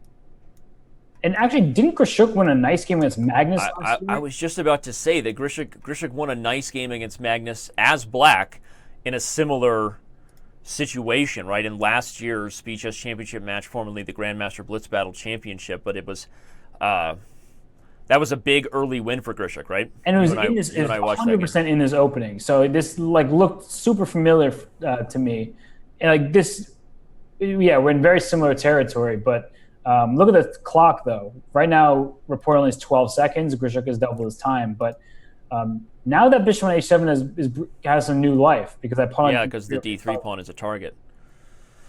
Yeah, we're going to see a time scramble here. It gets harder and harder to provide educational. Oh, but there's a pin. No, but this is, again, Robert, this is looking more and more like almost exactly that game. I'd be curious in the news report. We should make a comparison to how Grishuk beat Magnus and how he may beat Rapport in this one, because it's starting to look like black is taking control. Oh, absolutely. Black has just won the pawn, right? Just wins the e-pawn. He's up on the clock as well. The nice thing about bullet is, or not nice thing, depending on your flavor of choice, is that we're always 1 second away from a blunder because it's bullet. So we have to watch everything closely. We see a lot of things happen that shouldn't happen. Black should win this game up a pawn, but who knows? And Rapport has been very resourceful so far. Yeah, absolutely. And I mean, it's just one pawn, right? So if the queens get traded, for example, and those 8 pawns get traded, this is going to be very difficult to win. If I'm black, I want to keep the queens on the board. Oh, there go the queens, or not. Yeah, he didn't trade. Oh, but the a5 pawn falls. Yeah, so he was hoping to launch a mating net in exchange for that a-pawn. It looks like he's about to do just that. Probably Rapport resigns in just a moment. No, he holds the g3 square, the f3 square for the moment, but something bad is about to happen for black. I'm sorry, for white. Yeah. Too many weaknesses, not enough time, no way to deal with the threat on h1, which is coming to be checkmate. So Grishuk strikes first in the bullet portion, and it's back to a 2-game lead for the heavy favorite, the 5 seed playing the 12 seed here. Yeah, that was a really nice demonstration. He outplayed him from start to finish, got a very comfortable position, and then made use of the fact that once e3 was played, there were some weaknesses to take advantage of. So really well done by Grishuk. He's playing very quickly in this bullet portion, and that was my main concern just based on his match last year against Magnus. Of course, Magnus is Magnus, but still, there was just like a complete demolition. Yeah, Magnus was Magnus, even in bullet. I mean, he held his own there with Hikaru. I don't even remember what their score was, but I think Hikaru won the bullet barely, but Magnus won the match, obviously. I think this is going to be a different story here. Always easier when you're not playing Magnus Carlsen or Hikaru Nakamura in bullet for Grishuk. And look at Rapport go. He went king f8, king g8, king h7, king back to g8. This is bullet chess, baby. He's trying to have an advantage on the clock and whatever, playing Hikaru Nakamura chess. I think at this level, it's not the best strategy. Hikaru, even himself, I think, doesn't play a lot of these openings when he's playing the Speed Chess Championship in bullet. Plays a lot more theory because, strong players are really good at using things like a space advantage and a big development lead. So it's kind of dangerous to play this sort of dubious position with your king on g8 and your knight's passive and all that stuff. Yeah, and at a certain point, like when you have no moves, it's easy to make moves, right? You just, because you don't have, knight takes b4? Yeah, but d6 is falling in some positions. The d6 square, I guess, is a big point of compensation here for white. Oh, absolutely. It's just that these are the type of things that you make one blunder, you drop a pawn, next thing you know, it's 2 pawns, and like right now, it looks like black is actually, despite the fact that white has total domination over the dark squares, on the queen side, knight c5 can come, knight b6, whatever. I would have gone knight c5 there. Knight b6 was definitely available. Yeah, in the air. It's hard to highlight all of it. They move pretty fast, but here comes rook b7, and you still see a big advantage for white, and knight b6 does eventually come in. Now the a6 pawn is under fire as well. Looking tough for Rapport here. This looks, even though it took a little while, it looks like the struggles of having kind of a passive hyper-modern system and not having castled your king the proper way is starting to pay its toll here for Mr. Rapport. Yeah, and I keep saying Mr. Rapport. It feels like I'm referring to like the bad guy in a Die Hard movie, but I don't mean to do that. That's actually really funny. If I were black, I would have gone f6 and e5. Like you just have to do something. And that's the key to bullet chess. You just have to move. Now, okay, d takes c5. That's another. This is really bad. Oh, yeah, queen a1 check is a nice relocation of the queen, gripping the dark squares, and now b7 is coming. That's a problem. Yeah, this is game over. 94, I think, was even stronger on the spot there, forking the queen and the f6 square. But, okay, Grishuk misses it, but it doesn't matter. He's going to find a way to take this one home anyway, and Rapport needs to pull himself together. I think as we foreshadowed what might happen in Bullet Robert, we were looking at a close match and thinking, that's exactly what Little Richie needs, right, for a chance for the upset. But right now, it's all Grishuk in the bullet. Yeah, no, Grishuk is playing fast and playing well, and I just think where Rapport went wrong is, like you said, you can't just play these kind of turtle, hippo openings where you just have no space, because very strong players are just going to easily outplay you from there. Yeah, I think that's just a strategical match mistake, or he's a little frustrated, and I think strong players who play a lot of bullet get used to being able to get away with that kind of stuff, right? But it's not every day you play, a super great. That's what makes these matches different, right? These are the best players in the world playing bullet, and you have to keep the quality of chess pretty high. And an essential difference, though, is when Hikaru does that, he plays extremely fast. Rapport was not playing that fast there. You really have to keep up the pace to apply pressure. And so, and right his body language just doesn't look good right now. I mean, he seems kind of dejected and frustrated. Grishuk is leaning in. Both have messed up my camera angle, but hey, you know what? That's life. No, but I think Rapport is a little frustrated, and he needs a big win in bullet to get the juices flowing again. Yeah, because it's only a 3-game deficit, right? So one win, it puts you back within arm's length. So he has a very good position right now, it looks like. Slightly better, just more active pieces. Yep. The rooks for black are just very oddly placed, kind of forced together on that side of the board. So I'm expecting Yep, there's G4. Okay, but here comes the sack. Yeah, this is... Is he that... Okay, Rapport just leaned forward and pulled his hair out. Why is it so good for white? Queen H4 is coming. Queen H2 check and Queen H4, and you can't prevent checkmate. Queen H2 check. Queen H4. And mate. Oh my gosh. Oh my gosh. Rapport is super frustrated with himself right now. 93 was also probably winning there for black. Maybe he'll do it after a little tickle. He can play Queen H2 check here and then 93. Yep. Okay, he decides to build up the attack with a more natural move, Bishop E5. Rook H3 would have been met by Knight F2 check there, everybody. Okay, it's going to be mate momentarily. Or not. Or material falls. Bishop F2, Knight H2 checkmate is coming. Just a collapse there. The tables have turned, and Richard Rapport is collapsing here in the bullet portion. It's all Sasha Grishuk right now, a lot like it's all Garry Kasparov in the Masterclass video series, which again we would encourage everyone to check out, Masterclass/chess, as our match is winding down here. But I'm not ready to say this is over yet. I'm looking for Little Richie to pull himself together and make this thing closer. He goes for a fianchetto of the knight one more time, but right now the train is running off the track almost with less than 20 minutes left, and now a 4-game lead for the Russian. Yeah, absolutely. And the more you call him Little Richie, I'm waiting for you to break out into Good Golly Miss Molly. I'm just waiting for you to go some Little Richard on me here. I debated it, but sometimes I have to refrain my natural instincts during these big shows. I let the singing and the accents come out in the bullet brawls, but I try to hold back as much as possible. We know I'm far from a professional. I was just waiting for you to go when you're rocking in a roll and can't hear your mama call, but you that one out there for me. That's right.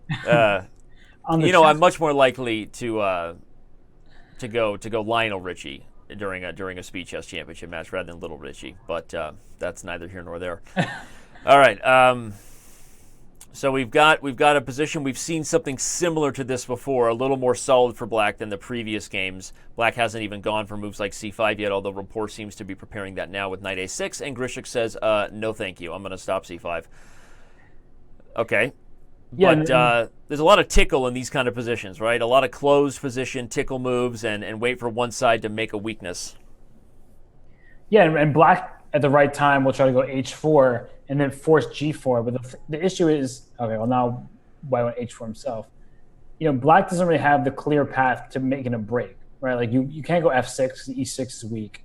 You can't go b6 now because you totally ruin your pawn structure. Yeah. So Black is just forced to shuffle. Shuffle puck. I'm pretty sure that's a Mighty Ducks reference. Last time I went Emilio Estevez on this was pre-Night at the Roxbury. Okay, but this is looking better and better for White. This is, again, I feel like the strategy of playing these sort of weird and funky passive positions, that's an exchange, although, okay, I guess it's maybe sacrifice because these rooks aren't the best pieces in a completely closed position. Maybe Bishop f5 now. Yeah, here it comes. Bishop f5. He's opened up the H-file, but now what? King g2. Just now I'm just put everything I have on the H-pawn. Yeah, something like f3 even there, and there he does it. He's going to swing the rooks over, and okay, but c3 is a problem. Got to be a little careful here. Wow, actually, yeah, Black has gotten way more.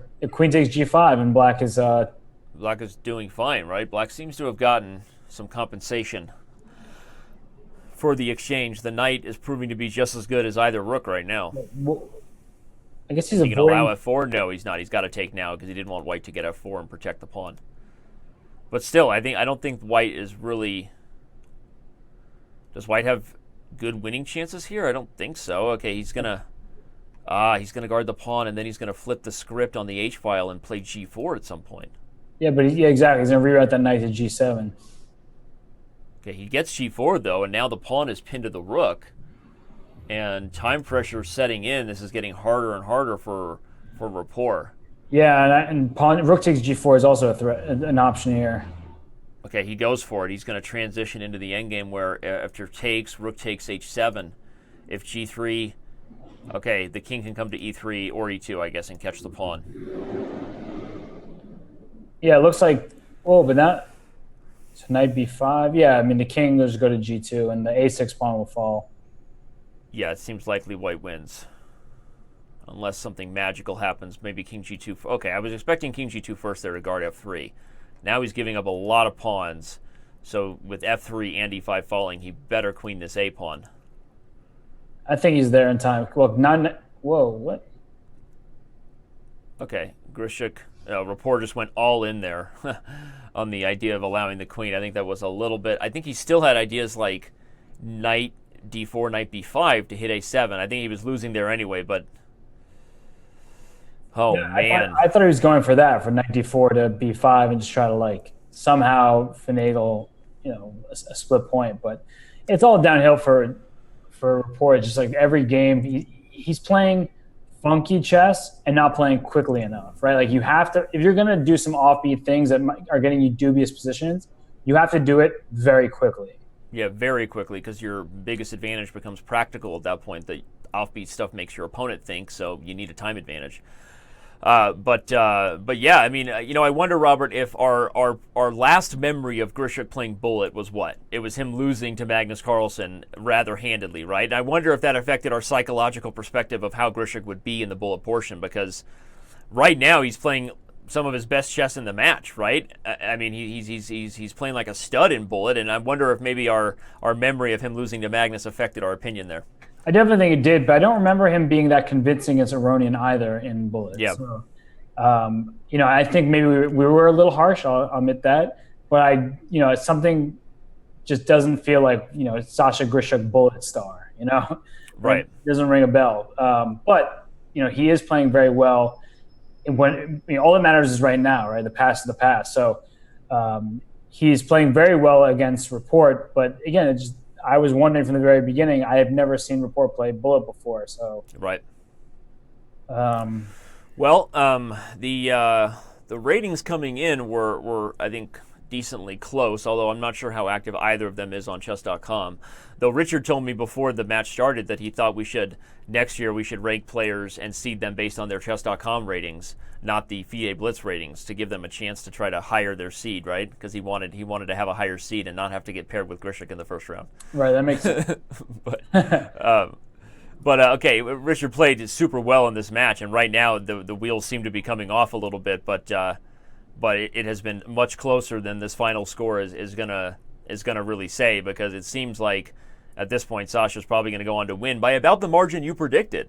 What was it, about 6-7 games, right? And it looks like at this point Grishuk can't be stopped in bullet. Yeah, I mean, what can I say? I just am amazing at predicting results between these grandmasters. But I was going to say, this game is actually quite complicated right now. If I'm white, I would consider sacrificing on F2 because I'm down. Yeah, he goes for it. And he does it. Exactly what I suggest. Take on H6. You play for the fact that the position is wildly complicated and hope that you have enough. Yeah, and that you have a time advantage, right? Grishuk only having 15 seconds there, and Rapport having, he did have a bigger time advantage a moment ago. Had to think about that critical decision there. Didn't want to move the knight because he didn't want to give up the D pawn, everybody. Ooh, F5. Did he just blunder that? No, he gets out of it, but I don't know that was ideal. No, it's definitely less than ideal. Yeah. He's going down again, I think. Well, he's dropping the D5 pawn now. He had a trick with the exchange, but C3 instead, and it's not looking good for white. I think F5 undermining the connection that those two knights shared, undermining their beautiful connection. That was a move that Rapport missed, and it's going to cost him yet another game, it looks like. Yeah, he's pretty bad shape right now. But look at the time situation. Both players have very little time. Not a lot of time. You can still fly up, but is he going to lose on time? He did. I think Rapport just leaning back, and as we switch to his view there, I don't think he realized his clock was that low. Wasn't a mouse slip or anything. He just shook his head and lost on time. So yeah, Robert, it's now a 6-game lead with 10 minutes to go, mathematically becoming harder and harder to imagine an upset. This is going to be the tale of the bullet, right? The bullet changed the match here for Grishuk. Very inconsistent earlier on. Rapport playing very resourceful chess, just can't seem to keep up with less time on the clock. Yeah, and I mean, people generally expect the younger player to be better at the quicker time control, but it's been all Sasha Grishuk in this one. But it's funny that you said that he wanted to play, get Chess.com rating so you can kind of move on up. Like, who else does he want to play besides Grishuk, right? Right, everybody's really good. Yeah, exactly. I'd be curious to know, who he would have preferred playing, but it's probably on paper. I mean, if we were able to somehow organize Ho Yi Fawn versus Rapport, they're probably the closest two on paper in terms of rankings coming in. Yeah. But obviously that's not the case, right? There's a reason why in March Madness, 11 seeds don't play each other to start, right? I mean, you play up, and that's the benefit there. But anyway, either way, I mean, it's an exciting thing to see these guys play regardless. This has been a really close and entertaining match. Just the last half an hour of bullet is where it became lopsided. So, and here, Grishuk's going to add to the score here. Queen takes G7. I don't really see what. Where are we going now? Queen H8 check. Take on H4. Then the H4 pawn falls, and where are we going, Thunder? We're not going anywhere. All right. Well, going all in on the G file has never been a bad idea in my experience.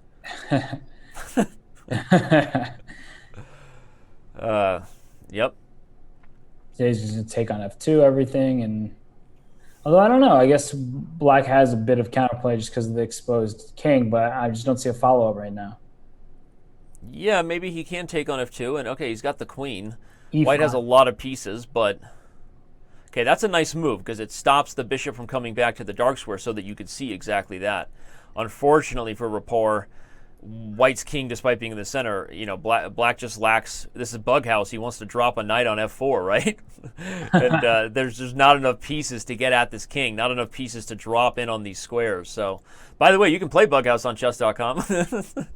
Yeah, we've done it. We're becoming the baseball announcers who mention random things during the broadcast because it's getting lopsided. Yep. But I also think Rapport, he had an interesting game here, but in not a great position. But he had to play for D5. I don't know why he's like... Yeah, he finally does it, but absolutely, I was just going to say, you're right. He has to find a way to get the queen and bishop working together to have any chance tactically. And that's not bad, actually. Don't count Rapport out yet in this game to get his first bullet win. Rook takes B7. So fancy schmancy. and you saw it coming, Oh, Mr. I knew Hess. I was waiting for this to happen. You're all over it. Oh, I did forget about that move, though. Okay, so he guards it temporarily, but what? Okay, the king can run out, even run out to d3. I was going to say, just take a walk. Take a walk. Go on a walkabout, right? Pull a John Locke on this. Is that what you're saying? Take a walk on the wild side? Take a walk on the wild side. This isn't really naked and afraid show for the king. This is like, man versus wild, because he seems to be pretty confident out there in the wilderness. Yeah. What's that other show where they drop people off and they're all like, freaking out about surviving? Survivor? LOL, as they say. Although, if you literally laugh out loud, you're supposed to say LLOL these days, I've learned from the kids. Okay, the knight's coming into f7, which is just going to be a really fun way to give up the bishop, but get a queen. Lights out. Lights Queen out. me. Chekaruski.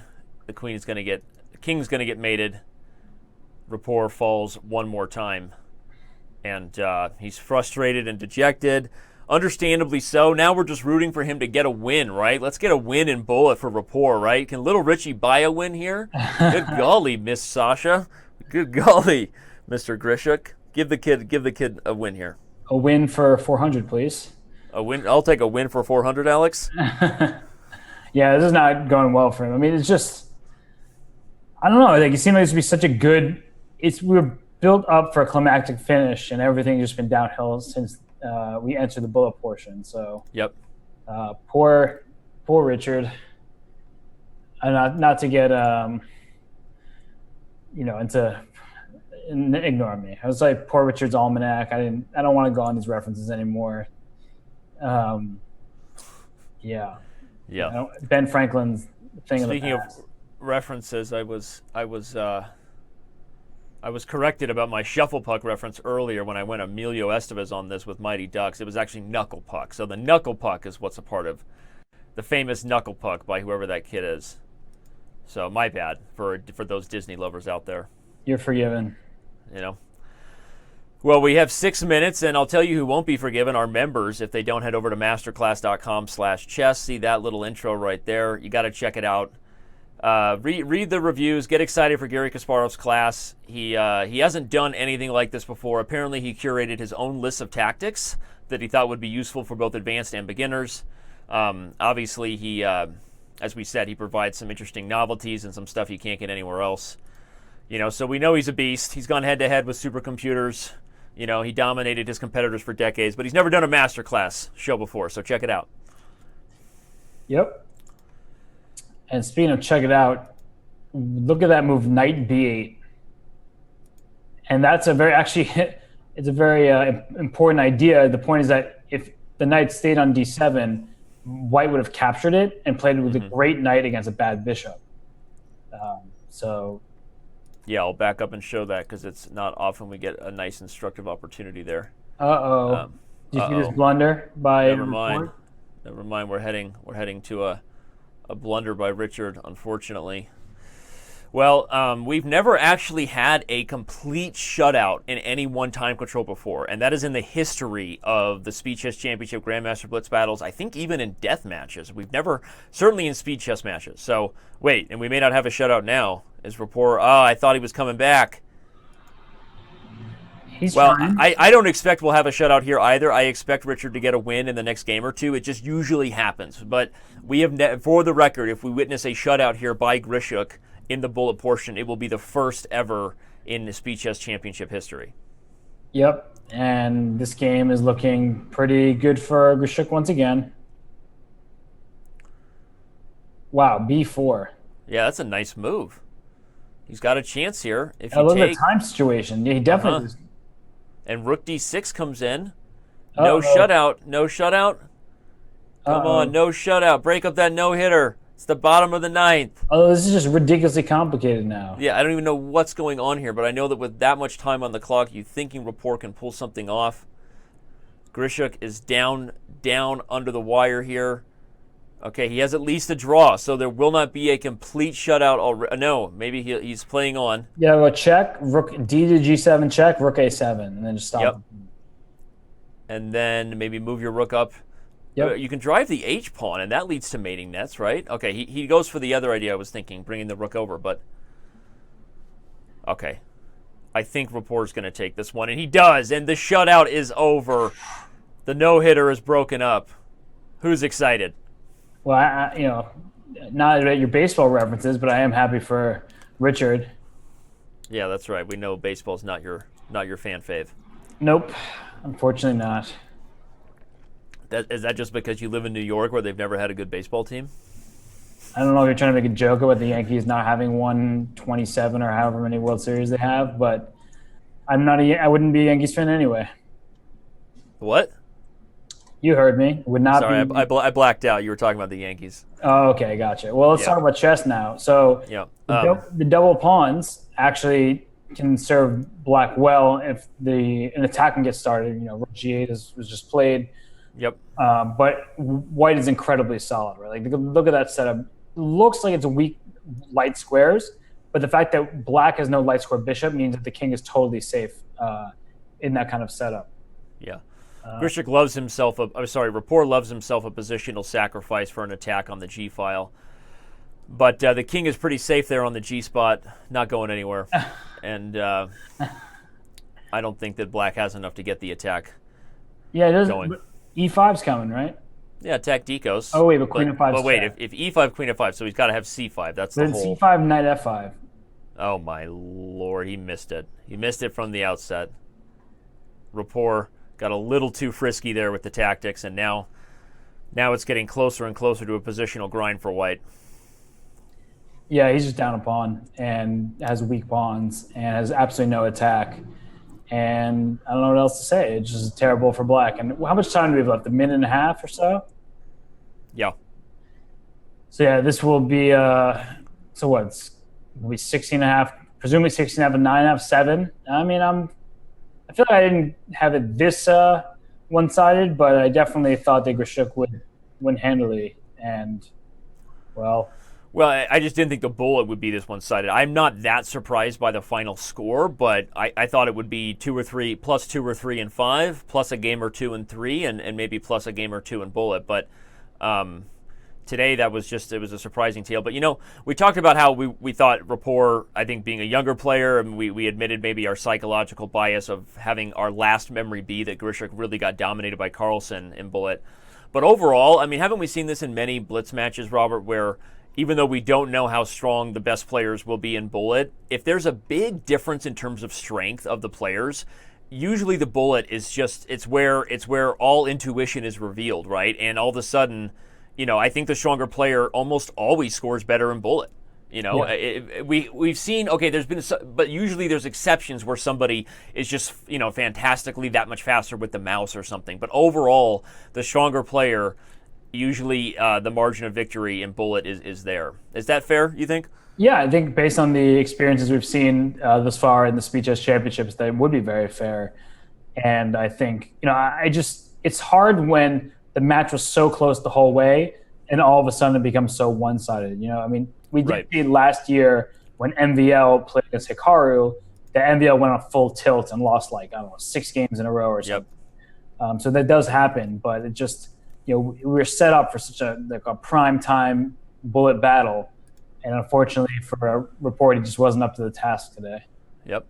And the official time in this match has come to an end. There will be one more Chess 960 game because the fans deserve it. They've hung around. They want to see all of the Chess 960, but even with a win in 960, regardless of what happens in this game, the match is out of reach. Sasha Grishuk is moving on to the next round in the Speed Chess Championship. Yeah, and I believe as he's the 5 seed, he will move on to face the winner of Maxime Vacher-Lagrave and Jeffrey Zhang, the 4 versus 13. So, yep, and immediately the Chess 960 game begins, which is our last game here. Rapport gets white, his second white in the Chess 960 pairings we've had. Starts with G4. You predicted it. We needed a Grab.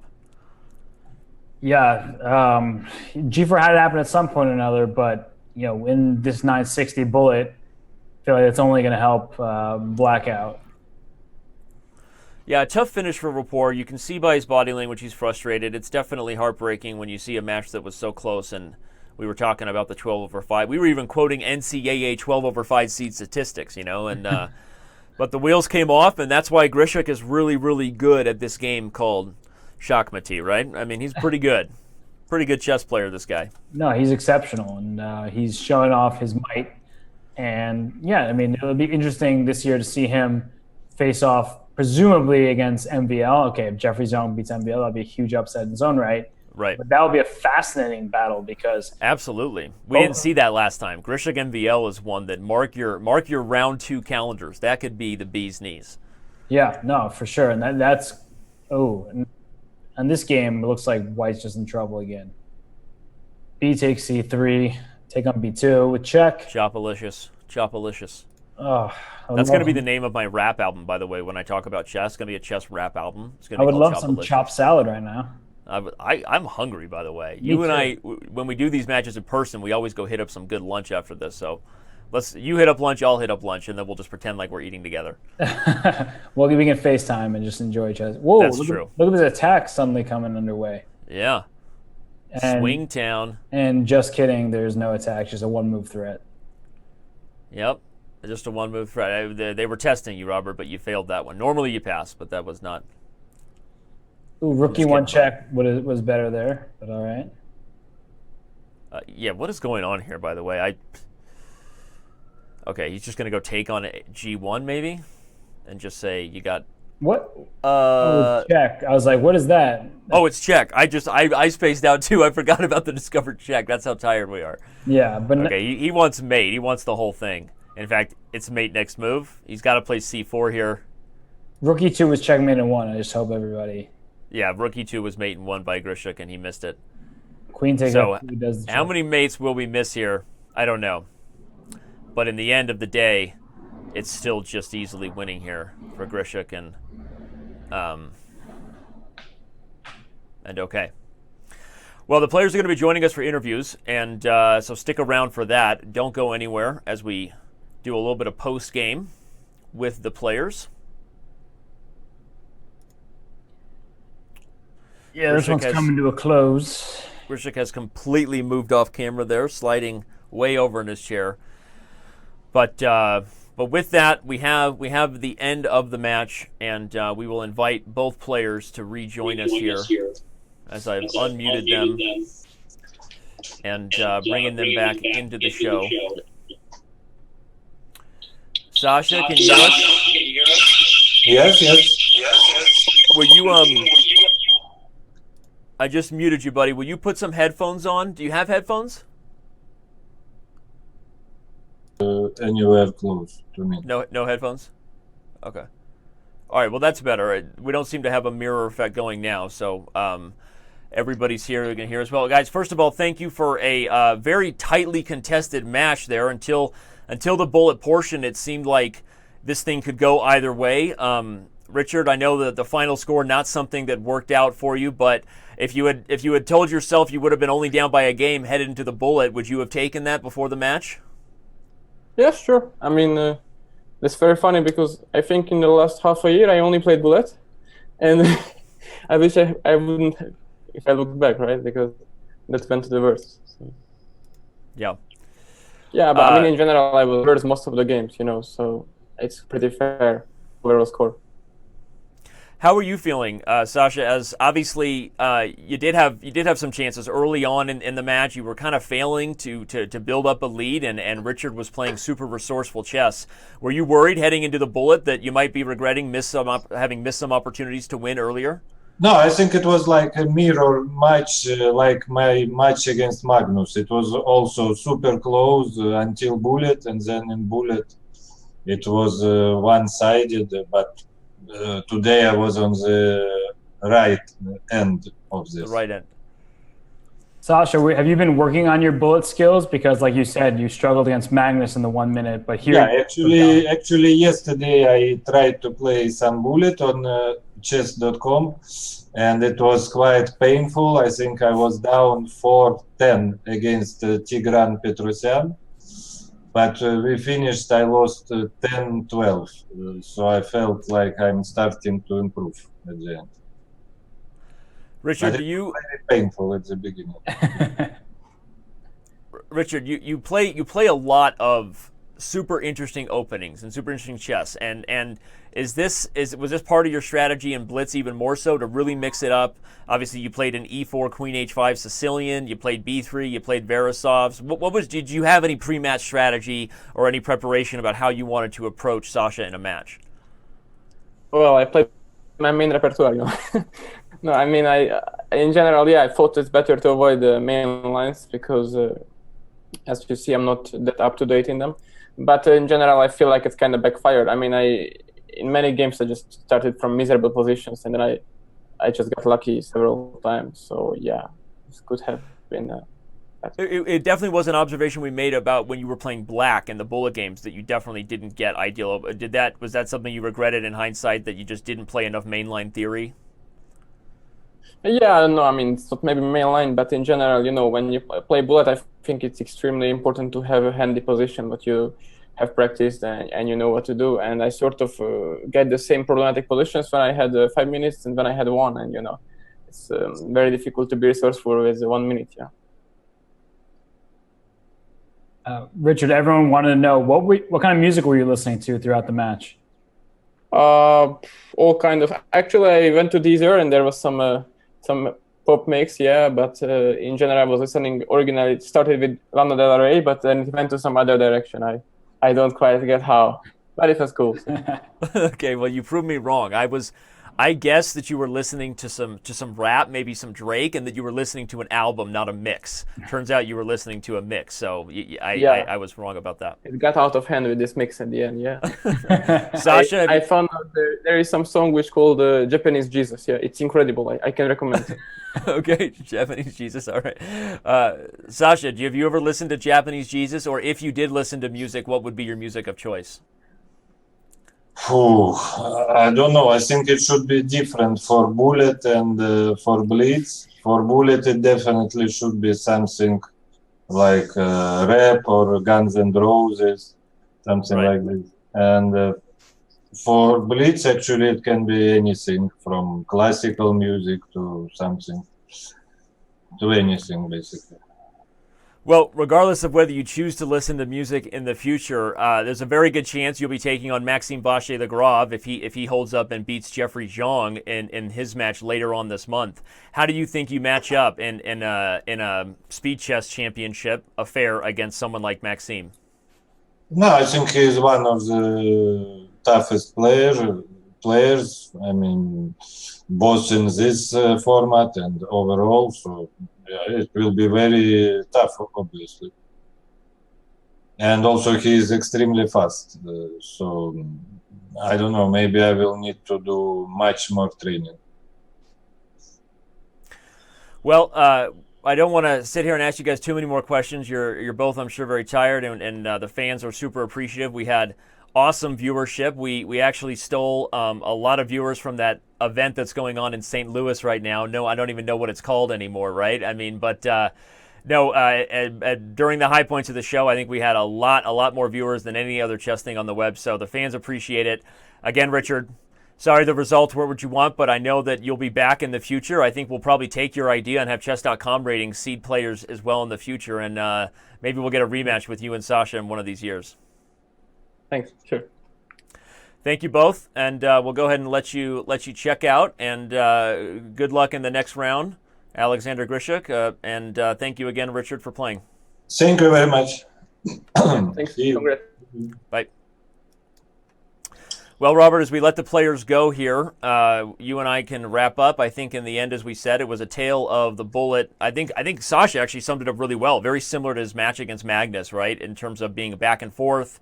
And then the bullet just ran off the tracks for one player. This time Grishuk was on the right side of things. Yeah, absolutely. It was like a mirror image. And we had mentioned that previously as kind of what might hold Grishuk back, and the fact that the bullet in the past has not gone in his favor. But as he said, he's been training some. You know, he got it under wraps, and he really dominated that portion of the match and thus won in very convincing fashion. Yep, and well, we are going to again one more time say thank you to the fans. I'm sure that many of them are happy now to head over to that tournament in St. Louis, as we said, the Sinkfield Cup, and pretending, of course, not to know the name of it. Of course, we do. We're losing our setup here, so. To just wrap things up, we will say congratulations to Mr. Grishuk moving on to the next round. And Robert, thanks for flying alongside me. You can be my wingman anytime. You've been my wingman more than many. And I can't wait to do this again. Yeah, When are we going to have you again? Some point here in the second round, we got even bigger matches coming up, right? Maybe you and I should team up for the Grishuk MVL. Absolutely. I want to earn my frequent flyer miles, so That's gonna right. fly high anytime. All right. Well, thanks to the fans. Tune in for right now. The chat, or sorry, not the portal on Chess.com TV is going to switch over to the Sinkfield Cup. And so if you're on Twitch and you're still into chess, leave the Twitch channel, head over to Chess.com TV, and we will be embedding the broadcast feed live from St. Louis. One more time before we let you go, we want to remind you, I said it earlier, he's beaten supercomputers. He's still considered by many to be the best of all time. We know he did a phenomenal job in his books, Robert, the My Great Predecessor series. Yep. So as much as it seems like maybe just hype or it's big world champion, what is it actually going to be like when this guy sits down to teach? I think given how we saw the My Great Predecessor books and what we know about Kasparov, the Masterclass chess series is going to be pretty awesome. So encourage everybody to check it out. Go to masterclass.com/chess and sign up early. Sign up today after the match. I'm going to leave you guys with one more teaser about it, commercial you've seen before. Have fun, and then we will bid all of these Chess.com members adieu and see you on August 23rd. August 23rd is the next Speed Chess Championship match. It will be Levon Aronian versus Ian Nepomniachtchi. Take care, everybody.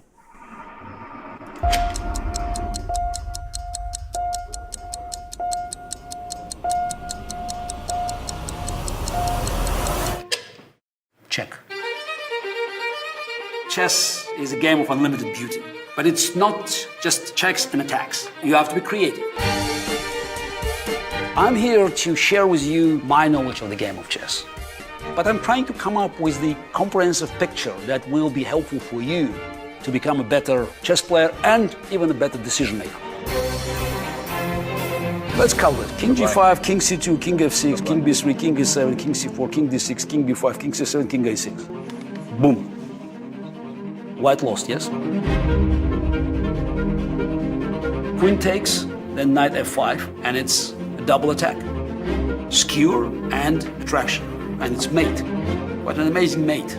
How can we prevent this rook from stopping our pawn? Let's pause, stop the video, and think.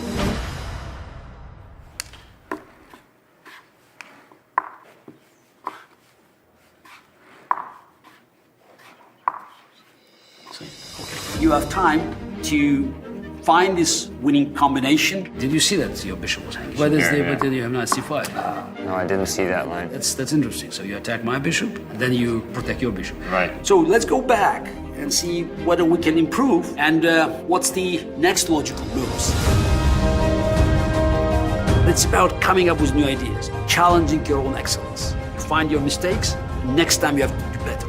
I've been thinking about a few ideas that I never used. The one I want to show, it's another sacrifice. I like sacrifices. And it's one of my favorite openings. So just let's have a look. You cannot waste time. Time is precious. If you don't feel that the game can unleash your creative potential, then you're already on the losing side. And it's not about winning or losing, but of course at the end of the day, it's about winning or losing. I'm Garry Kasparov, and this is my Masterclass.